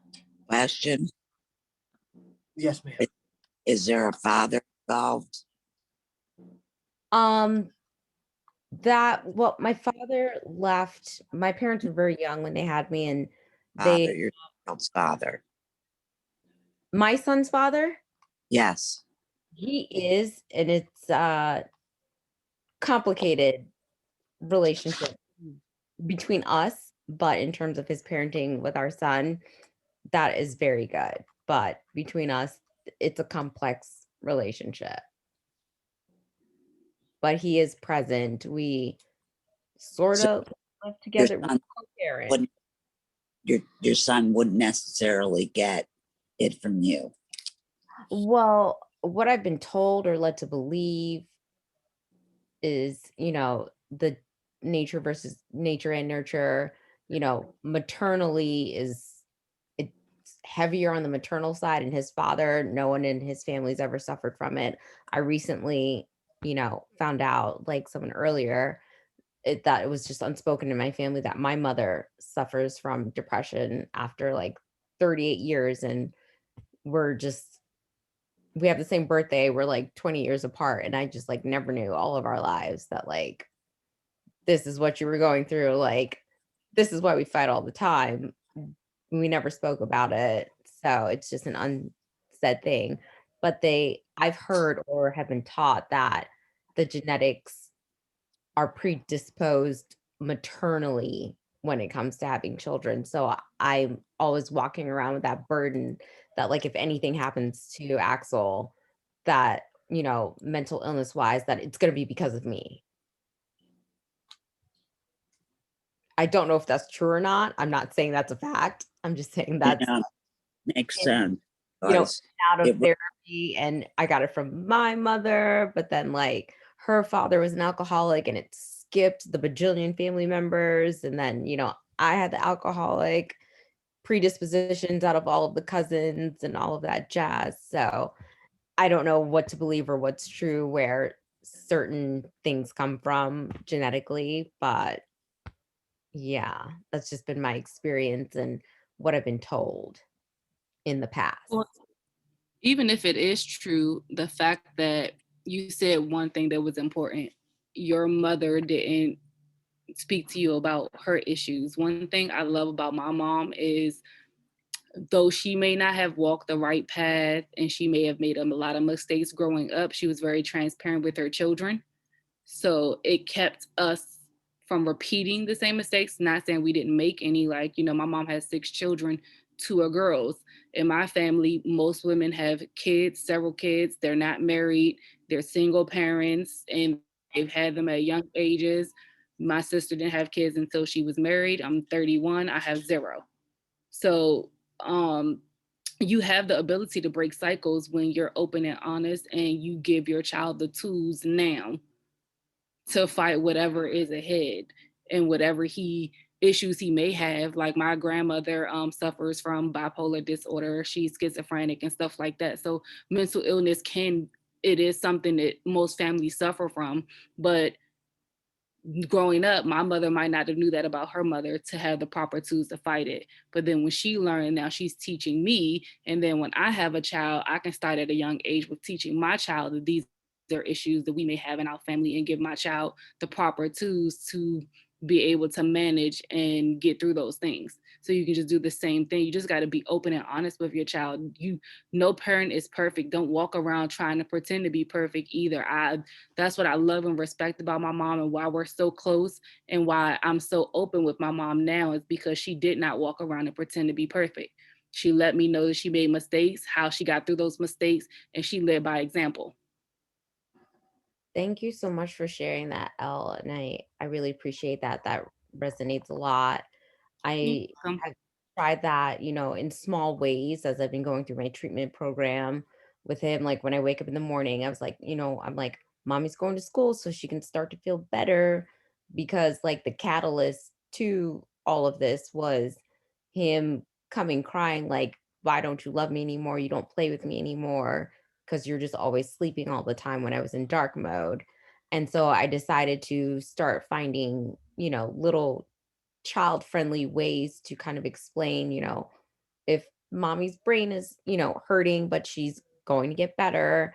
And the things that I'm learning, currently in my inpatient or my outpatient, intensive outpatient program about like mindfulness, I do try to incorporate, when I get home with him, in like little ways that he can like understand. So just thank you for that sense of reassurance and encouragement that these small steps for him will break the cycle, because I will be the first person in my family to break the cycle, or the first person to openly come out with dealing with issues.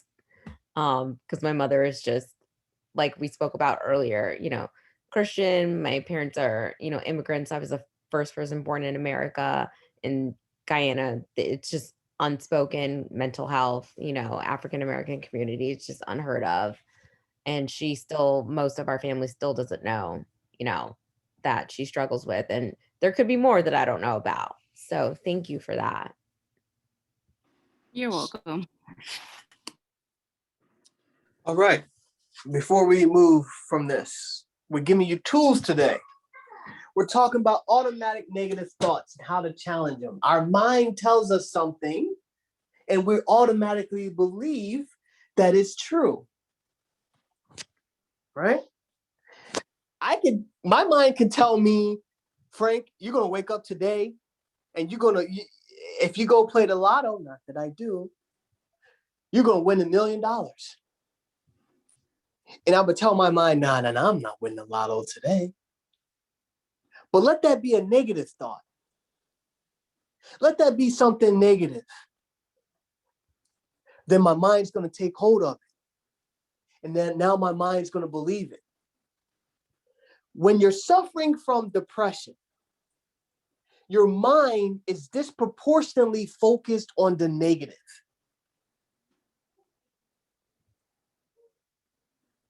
Anything negative, you automatically take it as true. Anything positive, you're questioning it. So now, I'm going to give you all 4 questions that I want you to ask. 4 ways to challenge the all or nothing thinking. But first, what you have to do, you have to identify one thought at a time.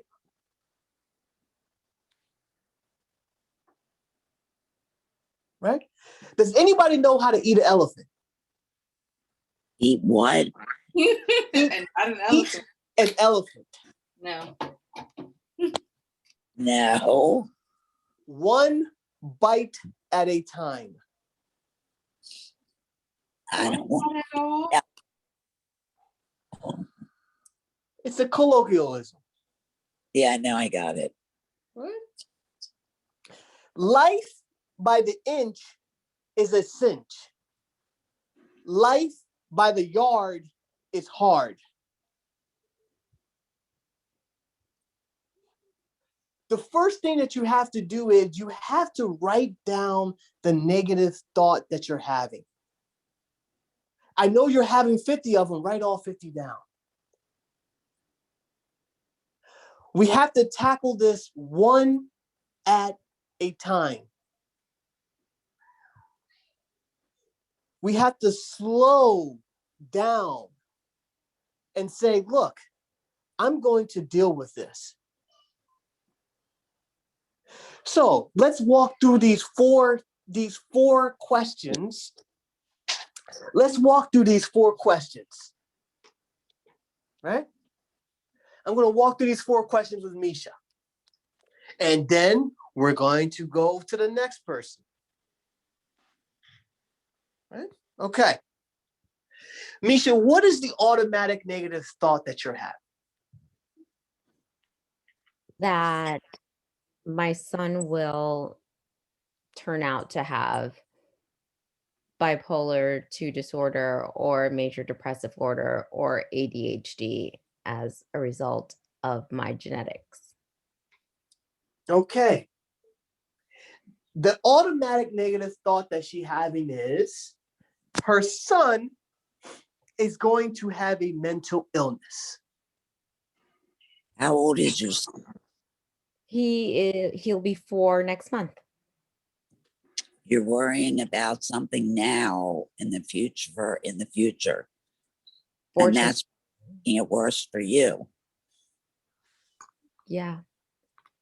My daughter's adopted. She's bipolar. She has depression. She has a personality disorder. She's got it all. And I can't say it was nurture, but who knows? But you're beating yourself up like now when he's 4, and maybe you could be a little nicer to yourself and like say, hopefully he won't be that way. And if he does, what's the worst thing? You're going to get help for him. Yeah. Yeah. Thank you for that, because it's a total call out again when we're in our own minds and we're having these thoughts that we can't see what someone else can see. Just like when you're speaking to us and you're talking about, what you're going through, and it's hard for you to see, but we can see something different from the outside. And it's refreshing and encouraging to hear that from other people, because it does help to change that perspective and that thought. Yeah. The first question, when the automatic negative thought comes in, first question you should ask yourself, is it true? No, it's not. It's not, as Joan said, it's not true right now. I'm forecasting something that hasn't even happened or probably isn't going to happen. Then again, that's a negative speak because I'm saying probably, but it's not true. Right now, it is not true because he's the happiest. Yeah. Is he happy now? He is the happiest, well-adjusted kid I've ever met. I'm just saying that because he's my kid. He's just awesome. He's so happy all the time. You're lucky. I want When we brought daughter home, then we had a baby nurse, and the baby nurse said, I've never seen a child with this kind of temper, and it has never been easy from the beginning. So you're lucky, and just think that's the way he'll be his whole life. Thank you. And I hope so. He has positive influences and positive interactions, with his father, even though I drop the ball most of the time with, my mental illness, that he has that resilience and has bounced back from episodes that he's like seen within me. But he's just like the happiest carefree kid that he possibly can be, and he bounces back from those moments that I go into dark mode. Oh, it's you. I thought maybe it was me. Oh no, sorry, that's his bedtime alarm. Late night for him. But at the moment, it's the thoughts that I'm having are not true, and there are no indications that they are going to come true in this current place and time. The second question, right? The second question, can I absolutely know that it is true? Simple answer is no. I'm not a psychic. No. The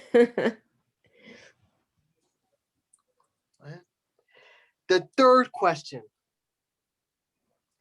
how do I react when I believe that thought?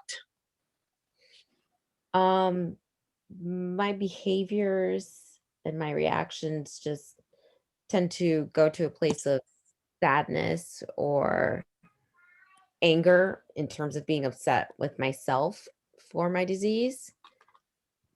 And so I kind of just like avoid and shut down when those thoughts do come up.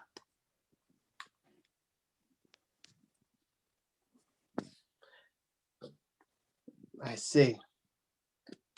You know, one thing, oh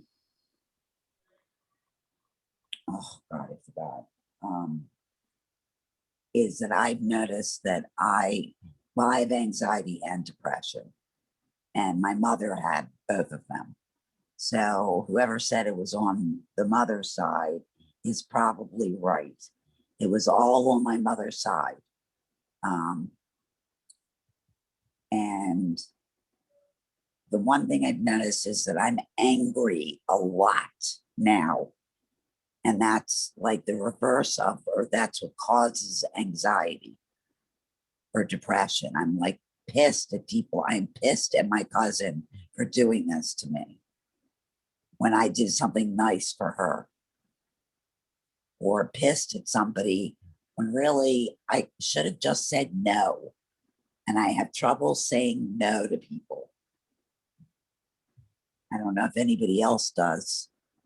Yep, big time. I'm the yes person, the people pleaser. Mm-hmm. Fourth question, who would you be without that thought?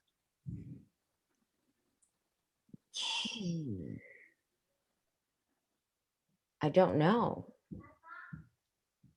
I don't think I know the answer to that question, as I'm just in the beginning of my journey trying to figure it all out. But I can't imagine, Senor, really? Right in the middle of this? It's too late for a treat. Anyway, in the middle of, sorry, I lost my train of thought. Can't imagine my life without this person, but I also have not been able to imagine my life without having that thought or these thoughts regarding him. Axel, say hello. Hello. To the group. Say hello. Hello. Hello? Just wave. Hi. Say hi. Hi. Hi. Wave your hand so they can see you. Why? They're right So there. cute. So cute. Oh, he is so adorable. About you, Sugar Bear. All right, can you give me a few minutes, please? All right, I love you. So I don't have an answer to that question, and that is my honest response for you, Dr. Franklin. I don't know where I would be without those thoughts, but I imagine that I'd feel a lot lighter and less of a load of responsibility for this other person's life that I created, that I also feel currently in some ways or another I could possibly mess up. So that would be like one less thing I think I could screw up without these thoughts. That is your homework. Is to think about who would I be For some reason, without, who would I be without the thought? What is all that? It's my makeup. Leave it alone. Mom, why is it for makeup? Makeup's for daytime. Okay. I have that written down as my homework. And for just 1 second, while I have the floor before you move on to the next person. I just wanted to share something with the group, if that's okay, Franklin. Please. I know you gave us a challenge to do 5 things daily to be kind to ourselves and self-compassionate to others. And there's this journal that I've been using, and it's called the Gratitude Sidekick Journal. If I just held it up, and you can buy it on Amazon. I will drop the link in. But it has things like daily challenges, and it's kind of like a habit maker, but it also comes with like different quotes, and it just kind of like asks you questions like, what am I grateful for today? What messages do I need to remind myself of today? How to utilize my talents and abilities in ways I don't think about or fully appreciate? And what can I forgive myself for? And then it gives you at the end like a mini gratitude action to follow up on the next day, whether you've completed it. And I've just found it as a really helpful tool to find a way to be kinder to myself and to just stay present for the things that are working for me. And lastly, another resource is it's called the Self-Care Journal, and it kind of tracks your habits on a daily basis where you record during the day and you reflect during the evening. So you set an intention, how long you slept, you record your dreams, your nutrition, your water intake, exercise, and then a checklist of like activities such as journal, spiritual practice, counseling, music, etc. And then in the evening, the reflect, stop that. You check off, how you feel physically, and then you journal about things that were fun or relaxing, things that you found challenging, and kind things that you did for yourself and others for the day. And it also tracks your mood, and you can leave like little notes, like my mood for the day as I woke up, as I went to sleep. And it's really cool. And I found it as a good release. Also on Amazon, it's like $7.99 or like $10.99 or something, to just be able to like look back and get the day started and end the day with just a little bit of mindfulness. And I think that could be like a catalyst for those of us who like to write or journal for the assignment that you gave us to, try to show ourselves a little bit more compassion and others, and a way to like just document our progress. Oh my And gosh, that's great. I'll pop the links in the chat for everyone. Oh man, thank you so much, Misha. Thank you. Before you leave, I'm not gonna leave. I'm just gonna not share anymore because I don't want to take up any more time. Before, Put down do you mind if I get other group members to possibly help you with some thoughts on who would you be without that thought? I would absolutely love that, for the very reason that I sought out specifically to find a group therapy, because I want to be embedded in community and feedback of others, going through the same thing that I am, and not just sharing, but receiving. Group members, help.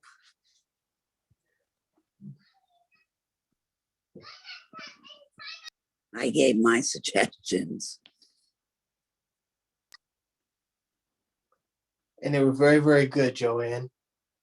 The question is, Misha has an automatic negative thought of, I'm going to, my son, my 4-year-old son, I'm fearful that my 4-year-old son is going to have major depression or another mental illness. And what we're trying to do is help her to challenge that negative thought. Can I ask? Yes, ma'am. Is it possible that you could project that onto him?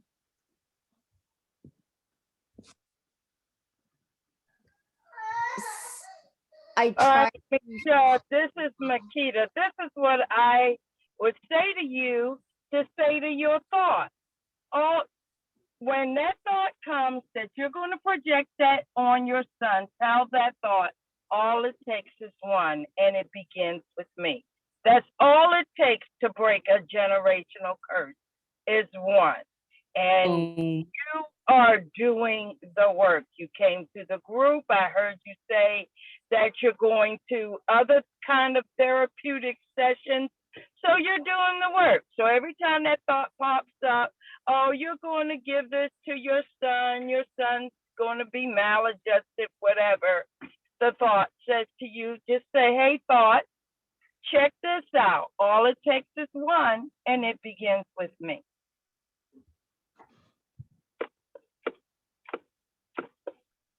Thank you for that, Ms. Makita. And thank you, Joan, because I do find that I try to catch myself not projecting that upon him. I do my very best. But it's something that I can improve upon for sure.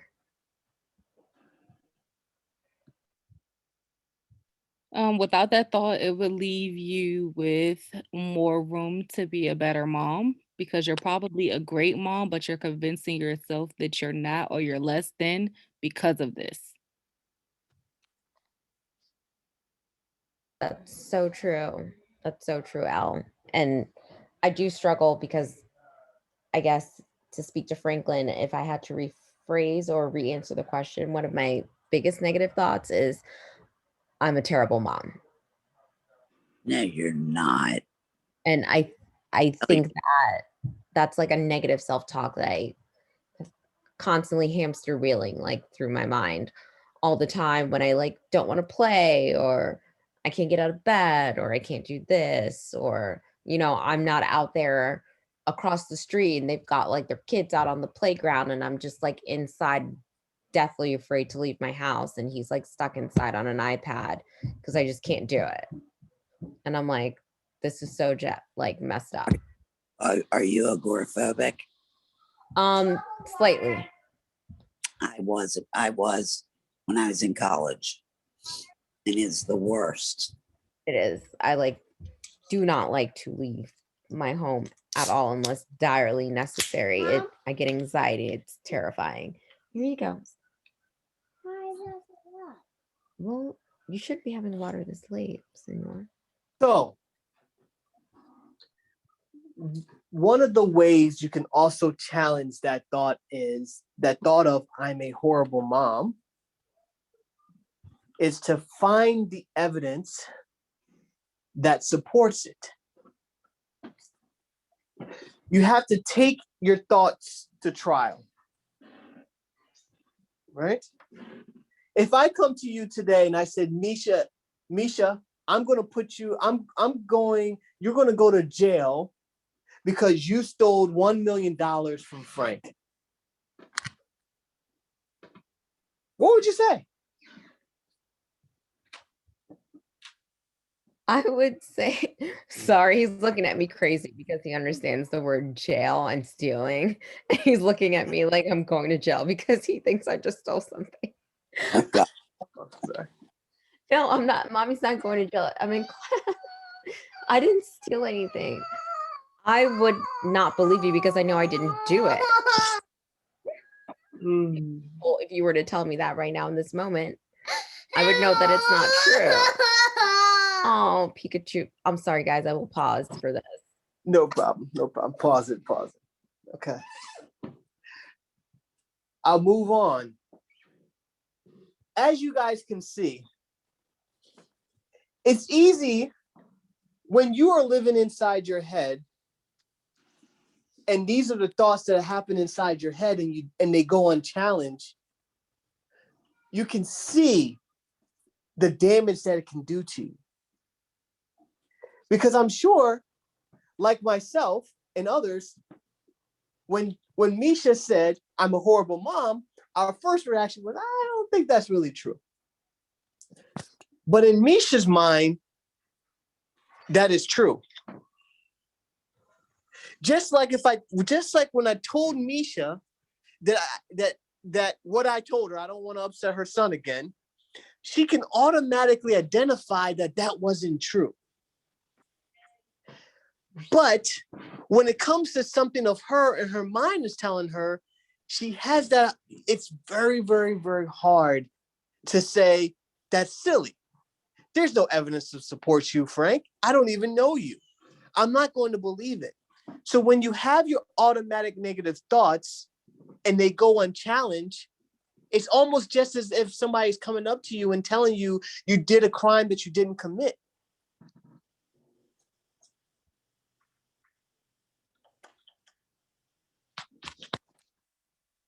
Right?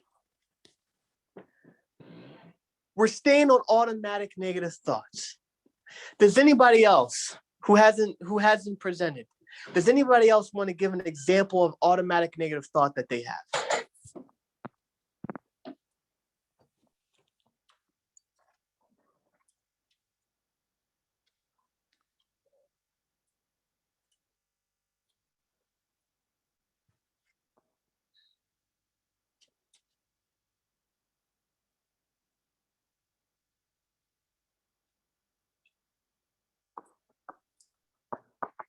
I mean, I've talked before, but since it's quiet, I'll give some.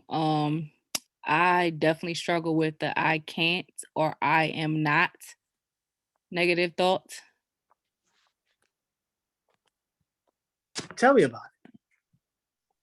You know, like I can't do that, or I'm not smart enough to do that, or I'll never get this right. Like that struggle. I'm failing. Let's make it specific. The first thing that we have to do is identify each thought. Okay, what's a good example for right now? School. I completely dropped all my classes this semester. I've literally made honor roll, and entered the honor roll society. I struggled going back to school because I really struggled in school even as a kid. So it took me a long time to get myself, I guess, ballsy enough to go back to school. So I've been doing very, very well. And for some reason, I don't know why, I just got to this semester and just, I didn't feel like it. I'm not even gonna make any excuses. I didn't want to go to class. I didn't want to do the work. I didn't feel like it. And I feel like I just kind of proved my point to myself. Like I talked myself out of going back to school because I felt like I wasn't smart enough or I wouldn't be able to do it or complete it or finish or graduate. And then make it this far and then decide I don't feel like it right now and drop all my classes. Halfway through the classes because I just stopped going at first. And then I was like, why not just drop them?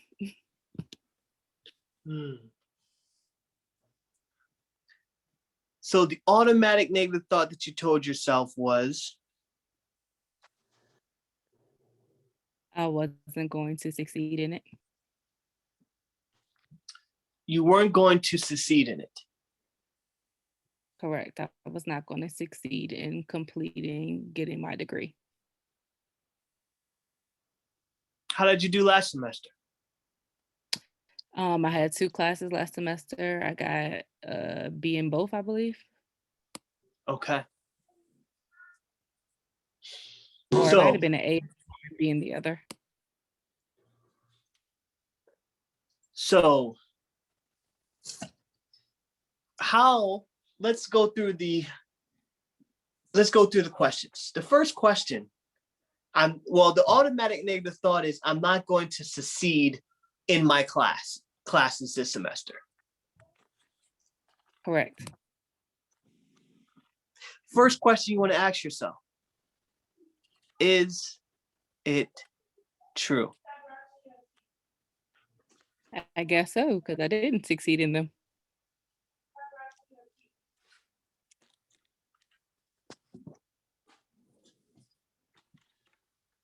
How did you know that it's true?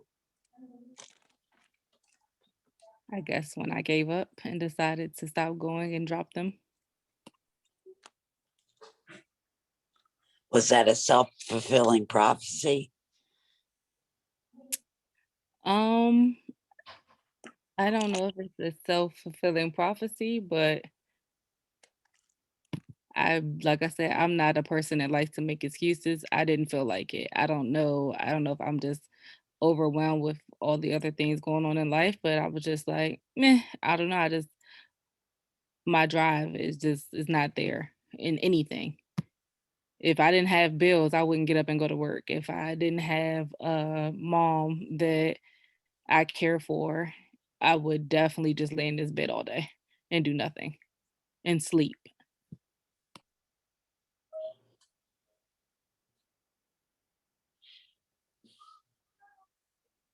So let's go through the third question. How do you react when you believe that thought? I get discouraged. And then I guess through discouragement, I stop trying. You get discouraged. Then through the discouragement, you stop trying. Who would you be without that thought?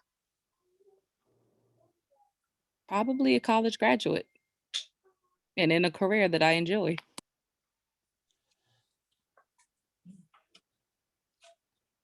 And so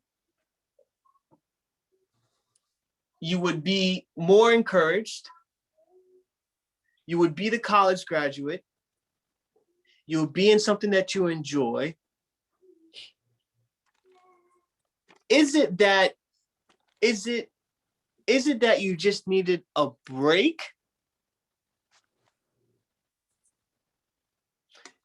Taking a break is different from I'm quitting altogether. Well, yeah, that's true. I definitely intend to go back. I guess right now I'm at a stump where it's like I don't know what I want anymore or who I am. If I'm driving to Florida, or let's say if I'm driving to California,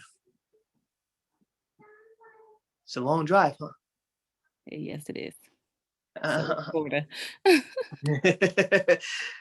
Could I make it all in one shot without taking any breaks?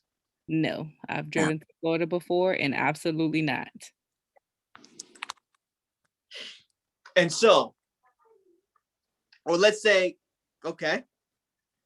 And so I need to take stops along the way. We call those milestones. If I reach my first milestone and I say, I'm not going to get to Florida or I'm not going to get to California, is that true? No. Why is that? Why is that? Because you intend to keep going. I've just reached the first milestone, but there's more milestones to reach. Right? For you, look at it as that. You reached a big milestone. There was prior to this semester, there was no evidence to support the fact that you weren't going to graduate. Right. So what you're essentially telling yourself is, in that analogy of, let's say I'm going to Florida or I'm going to Cali, let's stick to Florida. I've gotten to North Carolina. I ran out of gas. I'm just tired. I need to spend a night in a hotel. I go in the hotel and say, you know what? I'm never going to make it to Florida. Let me go back to Maryland. That sounds like me. I'm just being honest. That is definitely me, like to a T.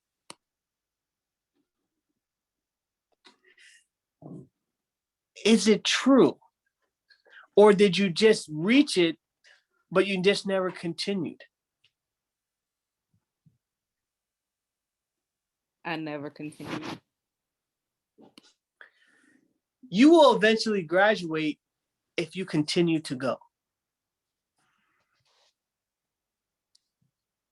That's a fact. I'm not trying to say, hey, I don't know how long it'll take you, but eventually you will graduate if you keep on going. Right. You know how long I went to college? How long? I did the 7 years. But you graduated. I graduated with a diploma, not a degree. I was a photo maker and ended up being a floral designer. And then I'm 60. And I ended up having these 2 accidents. And it's totally changed my life. But yeah, I did finish. And life's hard. And I got to tell you, this virus, I think, has got everybody really messed up.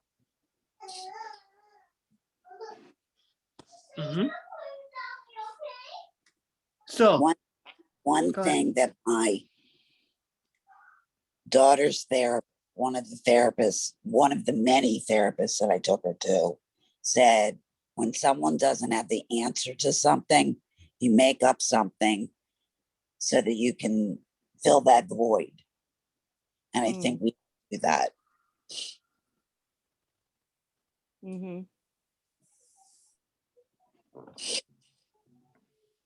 It's absolutely true. It's a fact that if you continue to go every semester or every other semester, eventually you will graduate. That's a fact. You just keep on checking off the thing. All right. Remember, you will succeed if you don't quit. It's a fact. And so now what I want you to do is say, yes, I needed to take a break, but that doesn't, just because I'm taking a break, that doesn't mean that I'm never going to graduate. That's a big jump to say I took 1 semester off and now all of a sudden I'm never going to graduate. Oh, can you put me some noodles in there with some seasoning? Thank you. Sorry, my brother's cooking. No problem. It's dinner I'm over time. here ordering like I'm at the restaurant. Yeah, I agree with you, but like I said, that's when I get to that stop and let's say, okay, yeah, you're tired and you need gas, but let's say I get there and the gas price is higher than what I expected, or something's wrong with the hotel room and I gotta leave, or I can't stay there. That's when my issue lies. It's like as soon as like a hiccup comes, I'll get back to the I can't, or oh, I'm this age now, I should have been graduated from school, so I might as well just go do something else, find something else to do that doesn't require me to go to school. I don't want to be 37 still in college, the oldest person in the class. Like, that's just my thought process. And I know it's not the right thought process, but that's just, I don't know how to crawl out. It's like I'm an overthinker. So once I latch onto a thought, it could be 5 o'clock in the morning and I would have not slept that night going through that same thought and picking it apart into 1,000 other pieces and thoughts. Okay. We relate to that, Elle, like beyond 10,000%. Girl. I feel like you just spoke into my soul just now. Great. No, I'm not alone. I think, like, I mean, I know we're adults and we're supposed to hold ourselves accountable, but I think in adulthood, like, there's a lot of mentoring programs, stuff like that for children. But as adults, like, we're lost. We don't know where we're going. We need mentorship. We need accountability. But when, like, for me, at the age that I am, I grew up with my friends, but I'm not in that circle of friends because friends grow apart, people become different, we mature on different levels. So now I find myself in a place in life where I'm not that person that my circle of friends are, and they're all the same. And I guess I was just the dot that was a different color. So I spend more time with myself. But then I realized with being by myself, I also don't really have the people in your life that will hold you accountable. Like, oh, well, you knew you were supposed to do this today, or what happened with that. Even with me, like, trying to do stuff in group activities, the group might be helpful at first and then everybody fall off 2 weeks later and there's no accountability and no one participating. Yes, speak to that.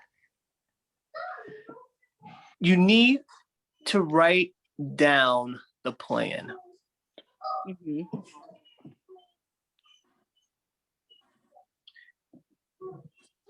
Because it's going to be very, very challenging.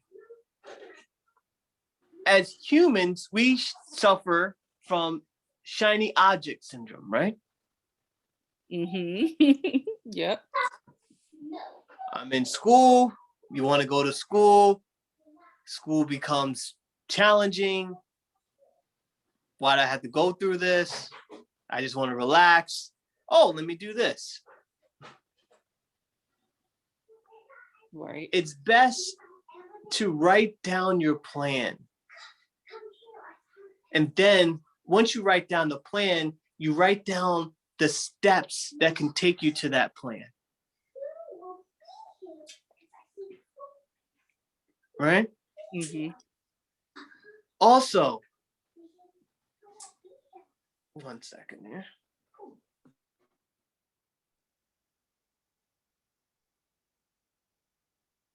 It's okay to have setbacks. They're to be expected. They're a part of life. When you have a setback, that's the time when you experience a failure, when you all experience a failure, when you experience something, that's the time when you should increase the grace, increase the time, and increase the amount of time, or increase the kindness to yourself. Instead of beating you down, now you need to encourage yourself. And you also need to put yourself in a good, fertile soil. Maybe it's reaching out to the they have the admissions counselors, or they have some resources in that school, right? Right, they do. Maybe you need to say, hey, you know what? Help me. Because your problem that you're facing, a lot of students have faced this and have overcome it. Mm-hmm. Tell yourself that it's completely natural and it's completely normal that I'm experiencing this issue. It's normal.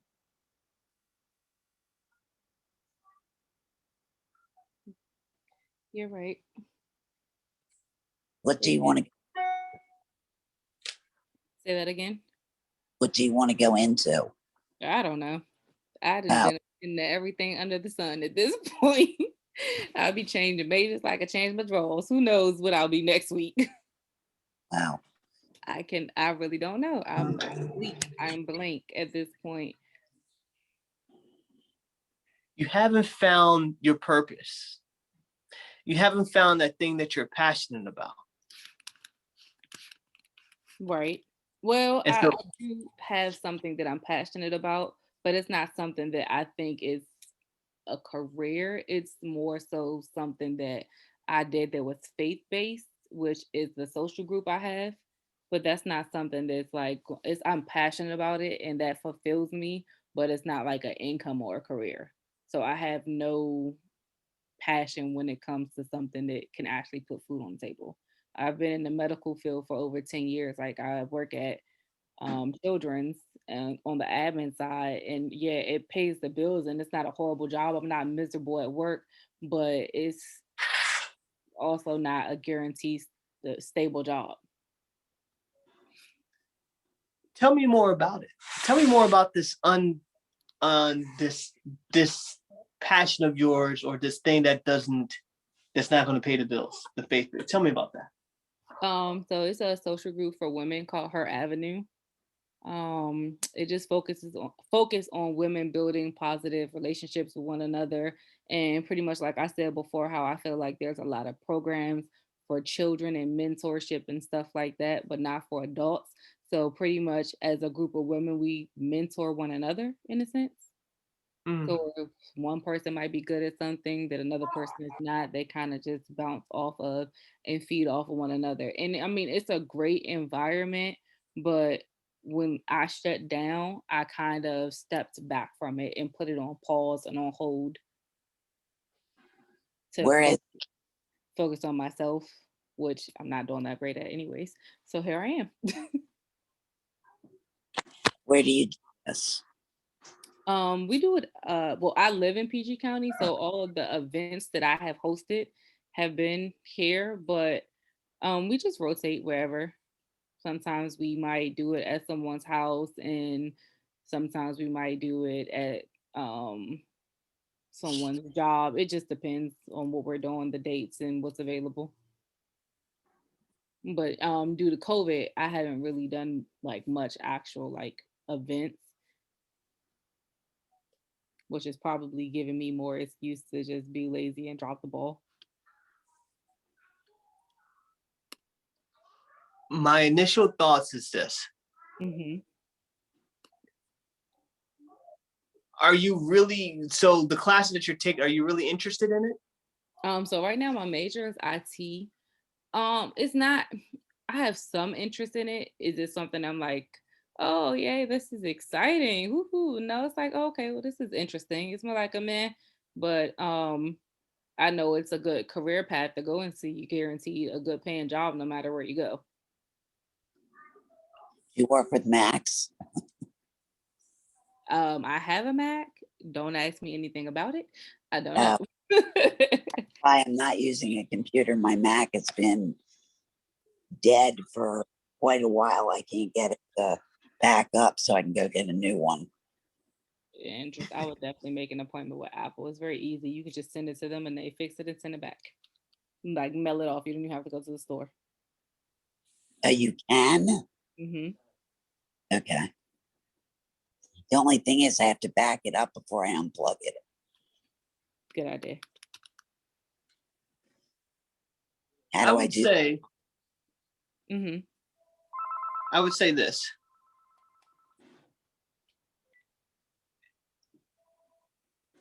Mm-hmm. And this is just from my assessments. You're doing it to do it, but your heart is not really in it. Correct. And the problem, and you're gonna keep running into that wall.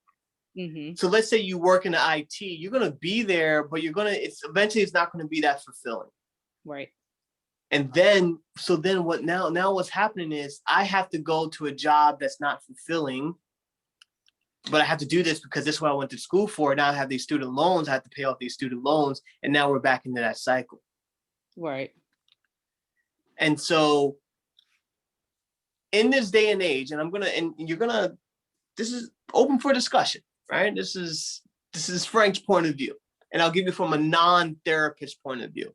Mm-hmm. This is just a Frank's point of view. You have to do the thing that you're passionate about. Right. In this day and age,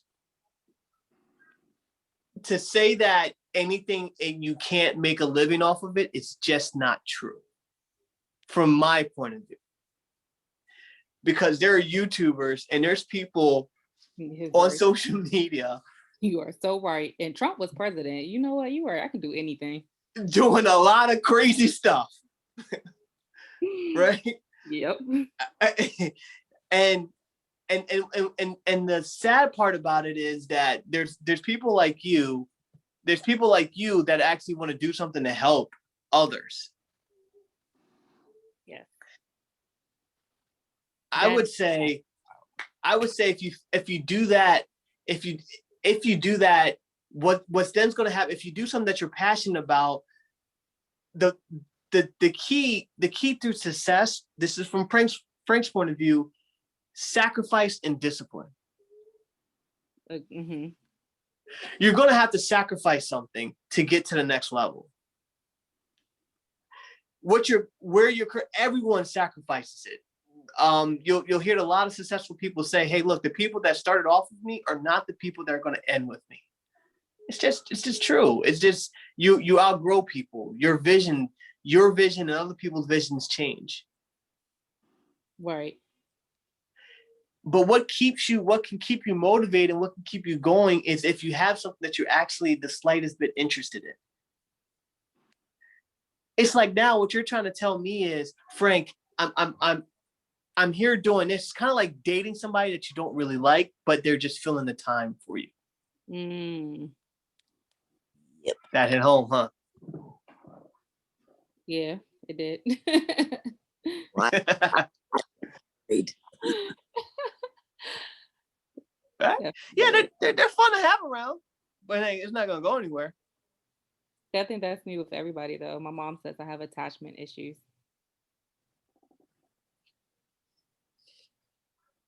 Whatever. And so that's because you're searching for someone. You're searching for something. You're searching for that longing. You're searching for that love that you never received.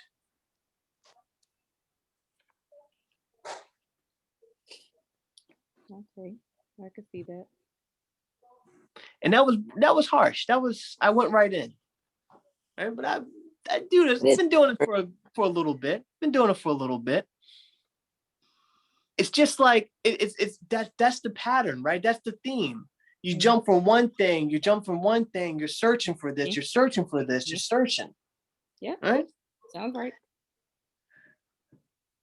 Love is unconditional. It's not transactional. Meaning for you, I want you to first focus on loving yourself unconditional, your flaws and all.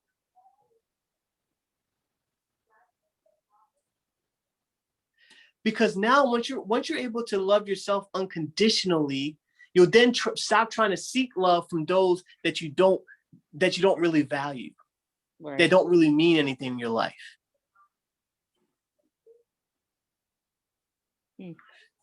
I want you to take the 5 love languages quiz. Just Google. I've taken that quiz. But now what I want you to do is whatever your love language is, and what is it? I want to say it was time spent. It was such a long time ago, but if I could think off the top of my head for myself, it probably would be time spent in physical touch. So now I want you to spend quality time with yourself.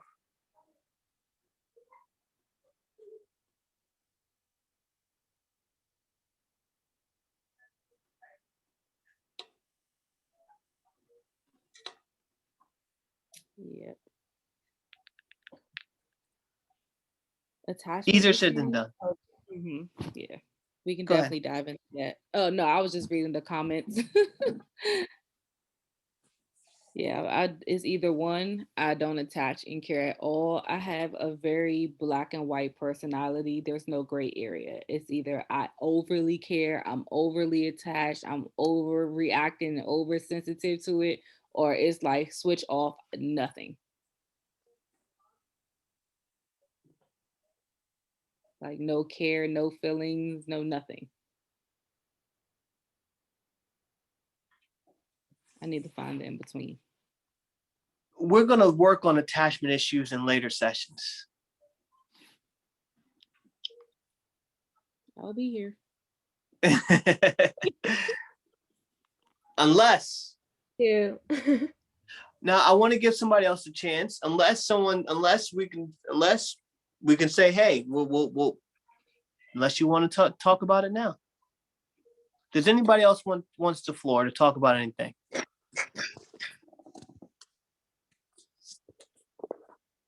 Is that the Bay Bridge?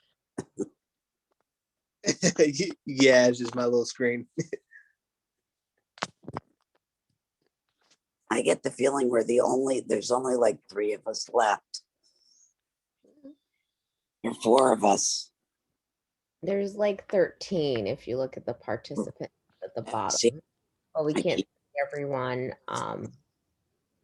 in the view. Once you scroll. She gotta probably download the Zoom app if she's just like calling in from her browser or phone. Right, I'm on the app.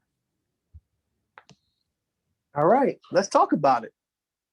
We'll teach you about Apple apps, Joanne. I'm sorry. We're gonna teach you how to use the Zoom app on Apple on your iPhone. I tried to download it and it says that I'm on low something.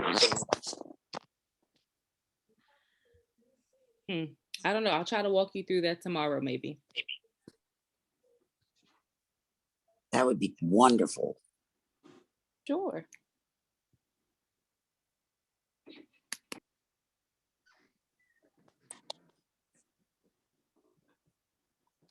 Attachment issues. Mm-hmm. We'll end with this. Tell me about them. Tell me about your attachment issues.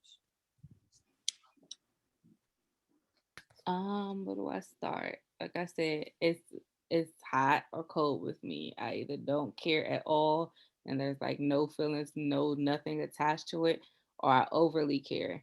So even when I know that I need to be not having you active in my life, you'll still be active in my life. Or and that's family, friends, like it doesn't matter. I have a biological sister, same mom, same dad.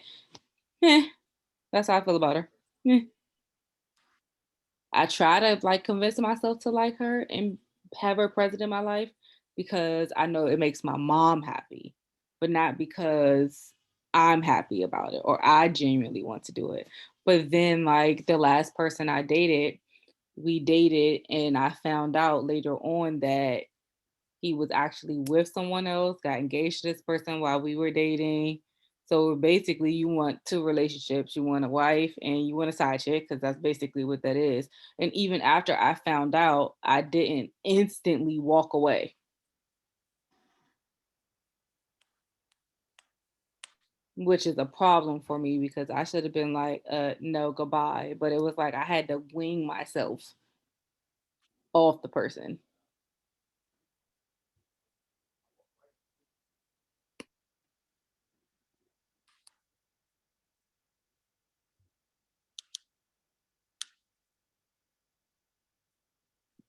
So I don't know.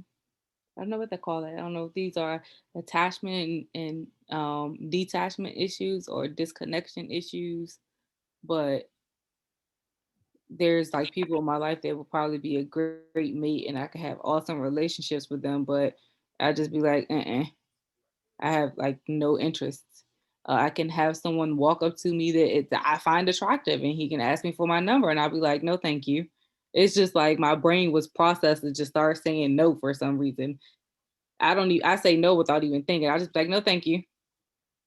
Or I'm not interested. I don't barely look, glance, now, nothing. It's like I'm just shut off. Or even like with the friends I have or had, I'm completely distant from them now. I give all of them the side eye. So that's why I'm like, I don't know if it's something with me or if you get to a point in life where God starts giving you discernment and you just start realizing the people in your life are just not who you thought they were. Oh, that's so interesting that that's like your spectrum on the attachment like issues, because like mine is like the total opposite. Like I will crave for anyone's attention. Like if you whistle, I will turn around and be like, who, what, where, when? You talking to me or are you talking to someone else? I'd be like, is someone becking for me? Please, someone want me. And then it's true. But I do also resonate with like the other end, like within my interpersonal like connections and people that I have. It's just kind of like there is no time of day, whether you're related to me or not. It's just like a But if it's like a stranger or just something on the outside, or as we were talking about, like the different type of relationships, it's almost like I'm trying to do the most to get whatever attention to get someone to like latch on. So it's just interesting to hear that like attachment has the attachment spreads to like two completely different spectrums. And so like I'm glad that you like share that because that's so interesting.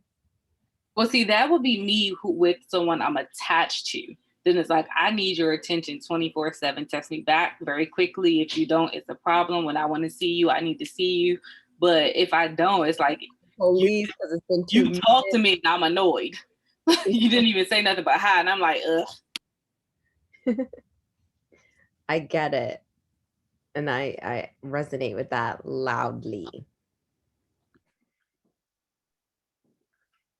We need to determine your attachment style.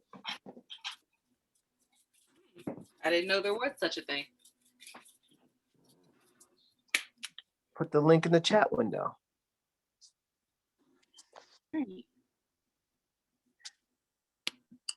One second.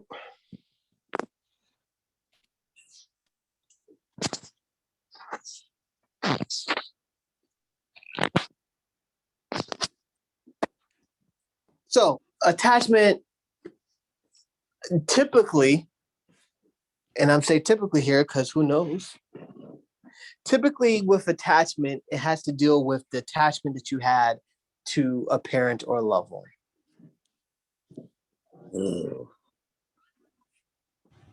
Oh, well, that's deep. A lot of our issues as adults actually stem or originate from issues or things that happened in our childhood. Okay. And what happens is a lot of times is those memories are stored. And sometimes those memories aren't properly processed. So then as a result, we then do things, whether good or bad, when something triggers those memories.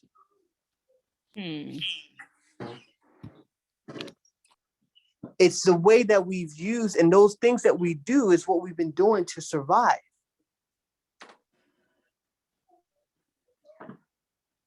And now we've been doing it for so long that it has become a part of us. Right? Your thoughts so far? So much sense just reading through this. It's just spot on. Secure attachment, right? Go ahead, Elle. Oh no, I was looking through as well. Go ahead, look through it. It's powerful, man. It's good. Yes, it is. I didn't know this was a thing. But I guess I can get it because I'm super attached to my mom, but not like my dad is an entity in my life, but I wouldn't say we have a relationship. He's just kind of like a distant cousin or something. Like, he's there. I've met him. I've spent time with him. I know who he is, but we don't have a father-daughter relationship. So I'm detached when it comes to him, but very attached when it comes to my mom. What is it about your mom that you love? Oh, my mom was always there. I don't care what it is. I don't care if we are seeing eye to eye at the moment, if we're on good terms, bad terms. It doesn't matter. My mom is present.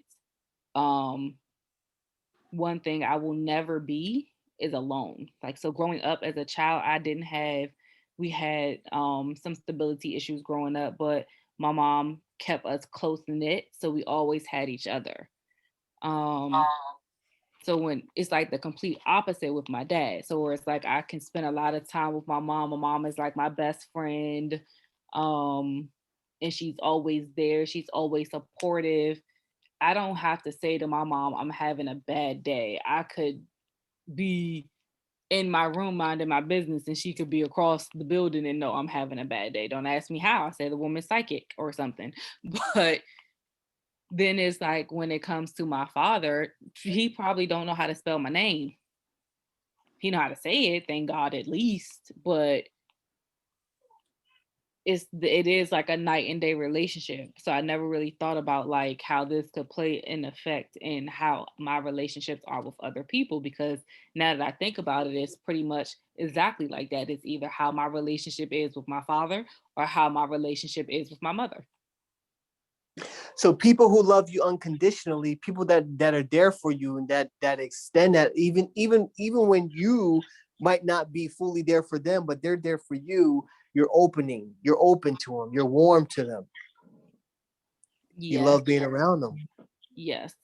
But someone else said this here. I'm overly giving and caring. I overextend myself. So Me. That person cannot be deserving of me, but I will still, once I grow the attachment, that's it. I'm attached. I have to literally fight and work hard to get myself detached from you. So you could have appeared to be like my mom, loving, caring, supportive, that and I will grow that relationship and that attachment with you. But if you show me the other side, like, okay, that was really not who you are. If I'm already caring about you, and it could be a female friend in a relationship with a male, it doesn't matter, family member, whoever. It once I grow the attachment, you could dog me out and you can call me in the middle of the night and I'm still like gonna stop, drop, and roll to be there for you, get you off the side of the road after you could have just walked through my window and I can pass you. You got a flat tire. I'll be the dumbass individual to stop and be like, you need some help? Like, that makes no sense. But then if I have the relationship like with my dad where I don't attach, you could be a person that's giving me all the love and the care and it be genuine and you are not going to change who you are. It means like it holds no value to me. It's just like putting water in a bottomless cup. I could care less. Dale, are you preaching to me or speaking to me right now? Are you inside my head? You described my life. Yeah, I guess I'm a little interesting. You said it so eloquently in a way that's understandable and identified like the differences that made it understandable. And like that's how I was able to identify like with you. So just the way that you even, enunciate and everything. It's yeah, I love it. I felt like, is she talking about me?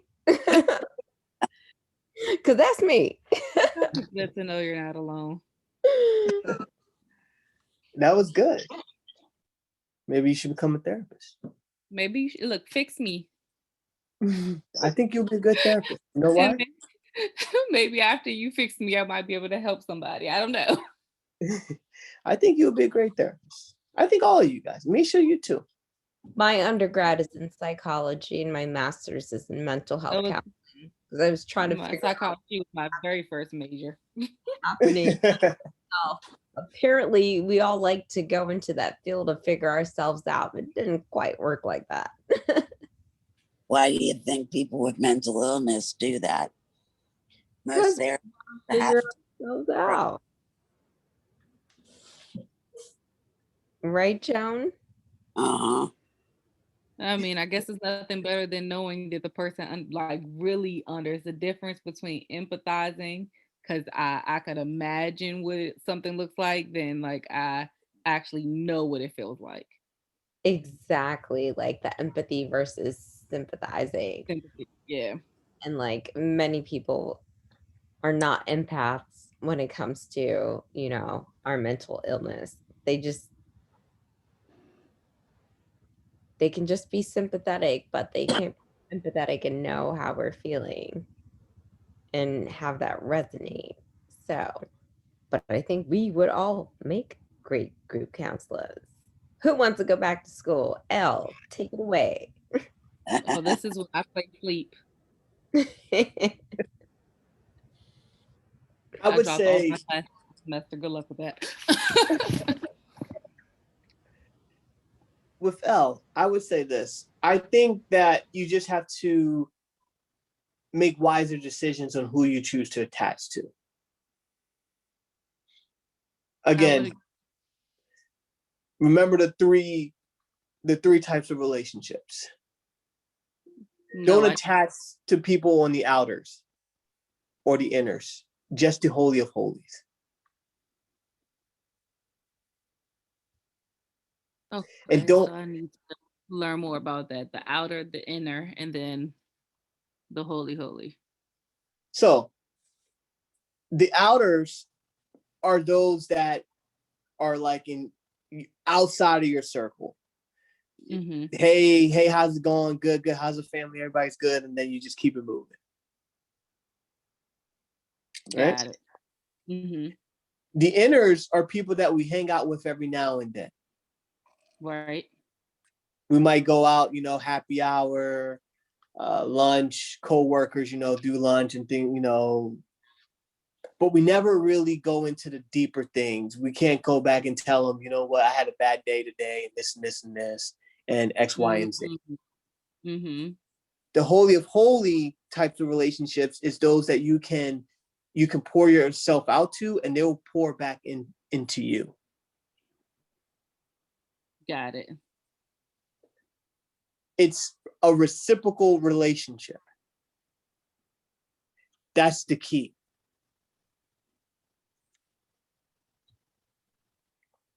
If you're constantly pouring yourself out to others, but they're not reciprocating that, then it's not a good relationship. It's a one-sided relationship. I want to ask everybody a question. Yes, ma'am.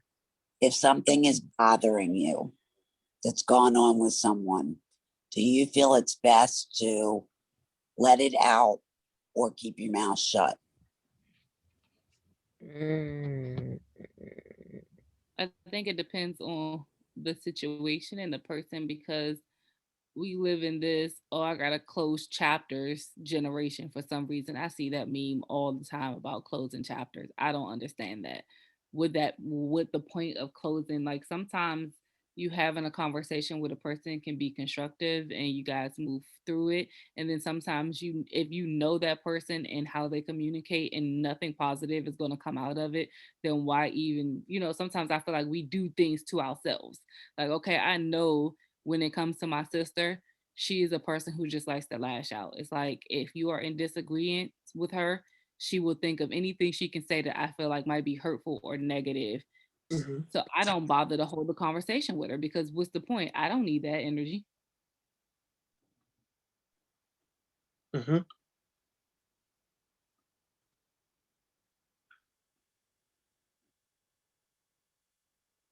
Anybody else? In terms of closed chapters and just moving on from people, I have had a best friend that I've had since high school, and we were ride or die best friends, lived together, kids together, everything back in Miami. But we also were users. So I'm also dual diagnosed as well as co-occurring disorders, but dually diagnosed substance abuse anyway. And she and I went through the works of life together, the bottoms of bottoms, lowest of lows, highs of highs. And it was such a toxic friendship. And it ties into what Franklin was talking about, the limbic system, when you need to cut people off, but then memories start coming up and you kind of crave wanting to be around them. But, it's kind of like, I don't even know. I'm losing my train of thought. I think I'm getting sleepy. But no,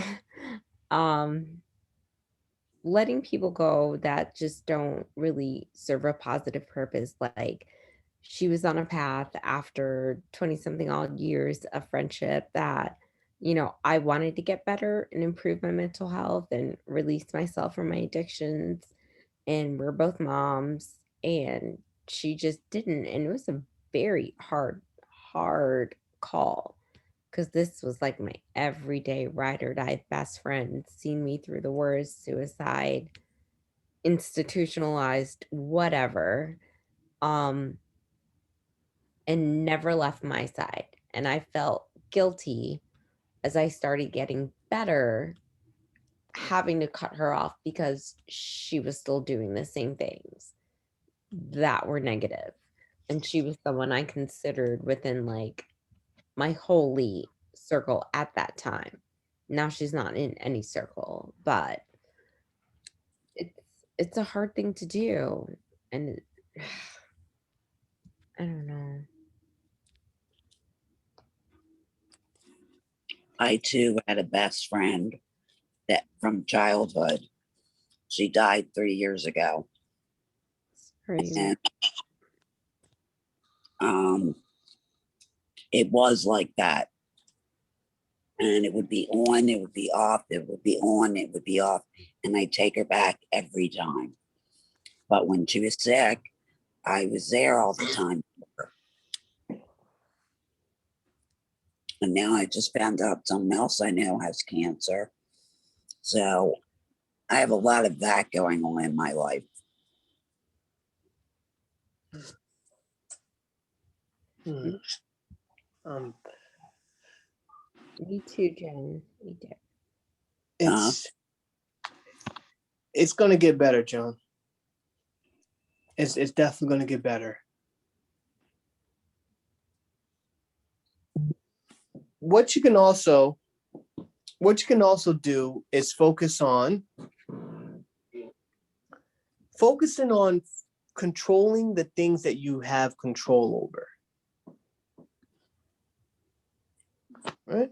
So often we focus so much on other people's lives and how to impact others and how to do this for others, when we should really focus on the things that are within our control.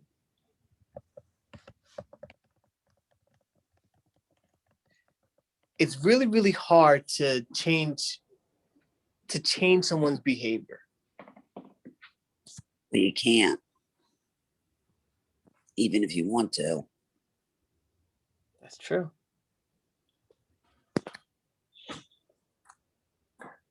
All right. Are there any other questions?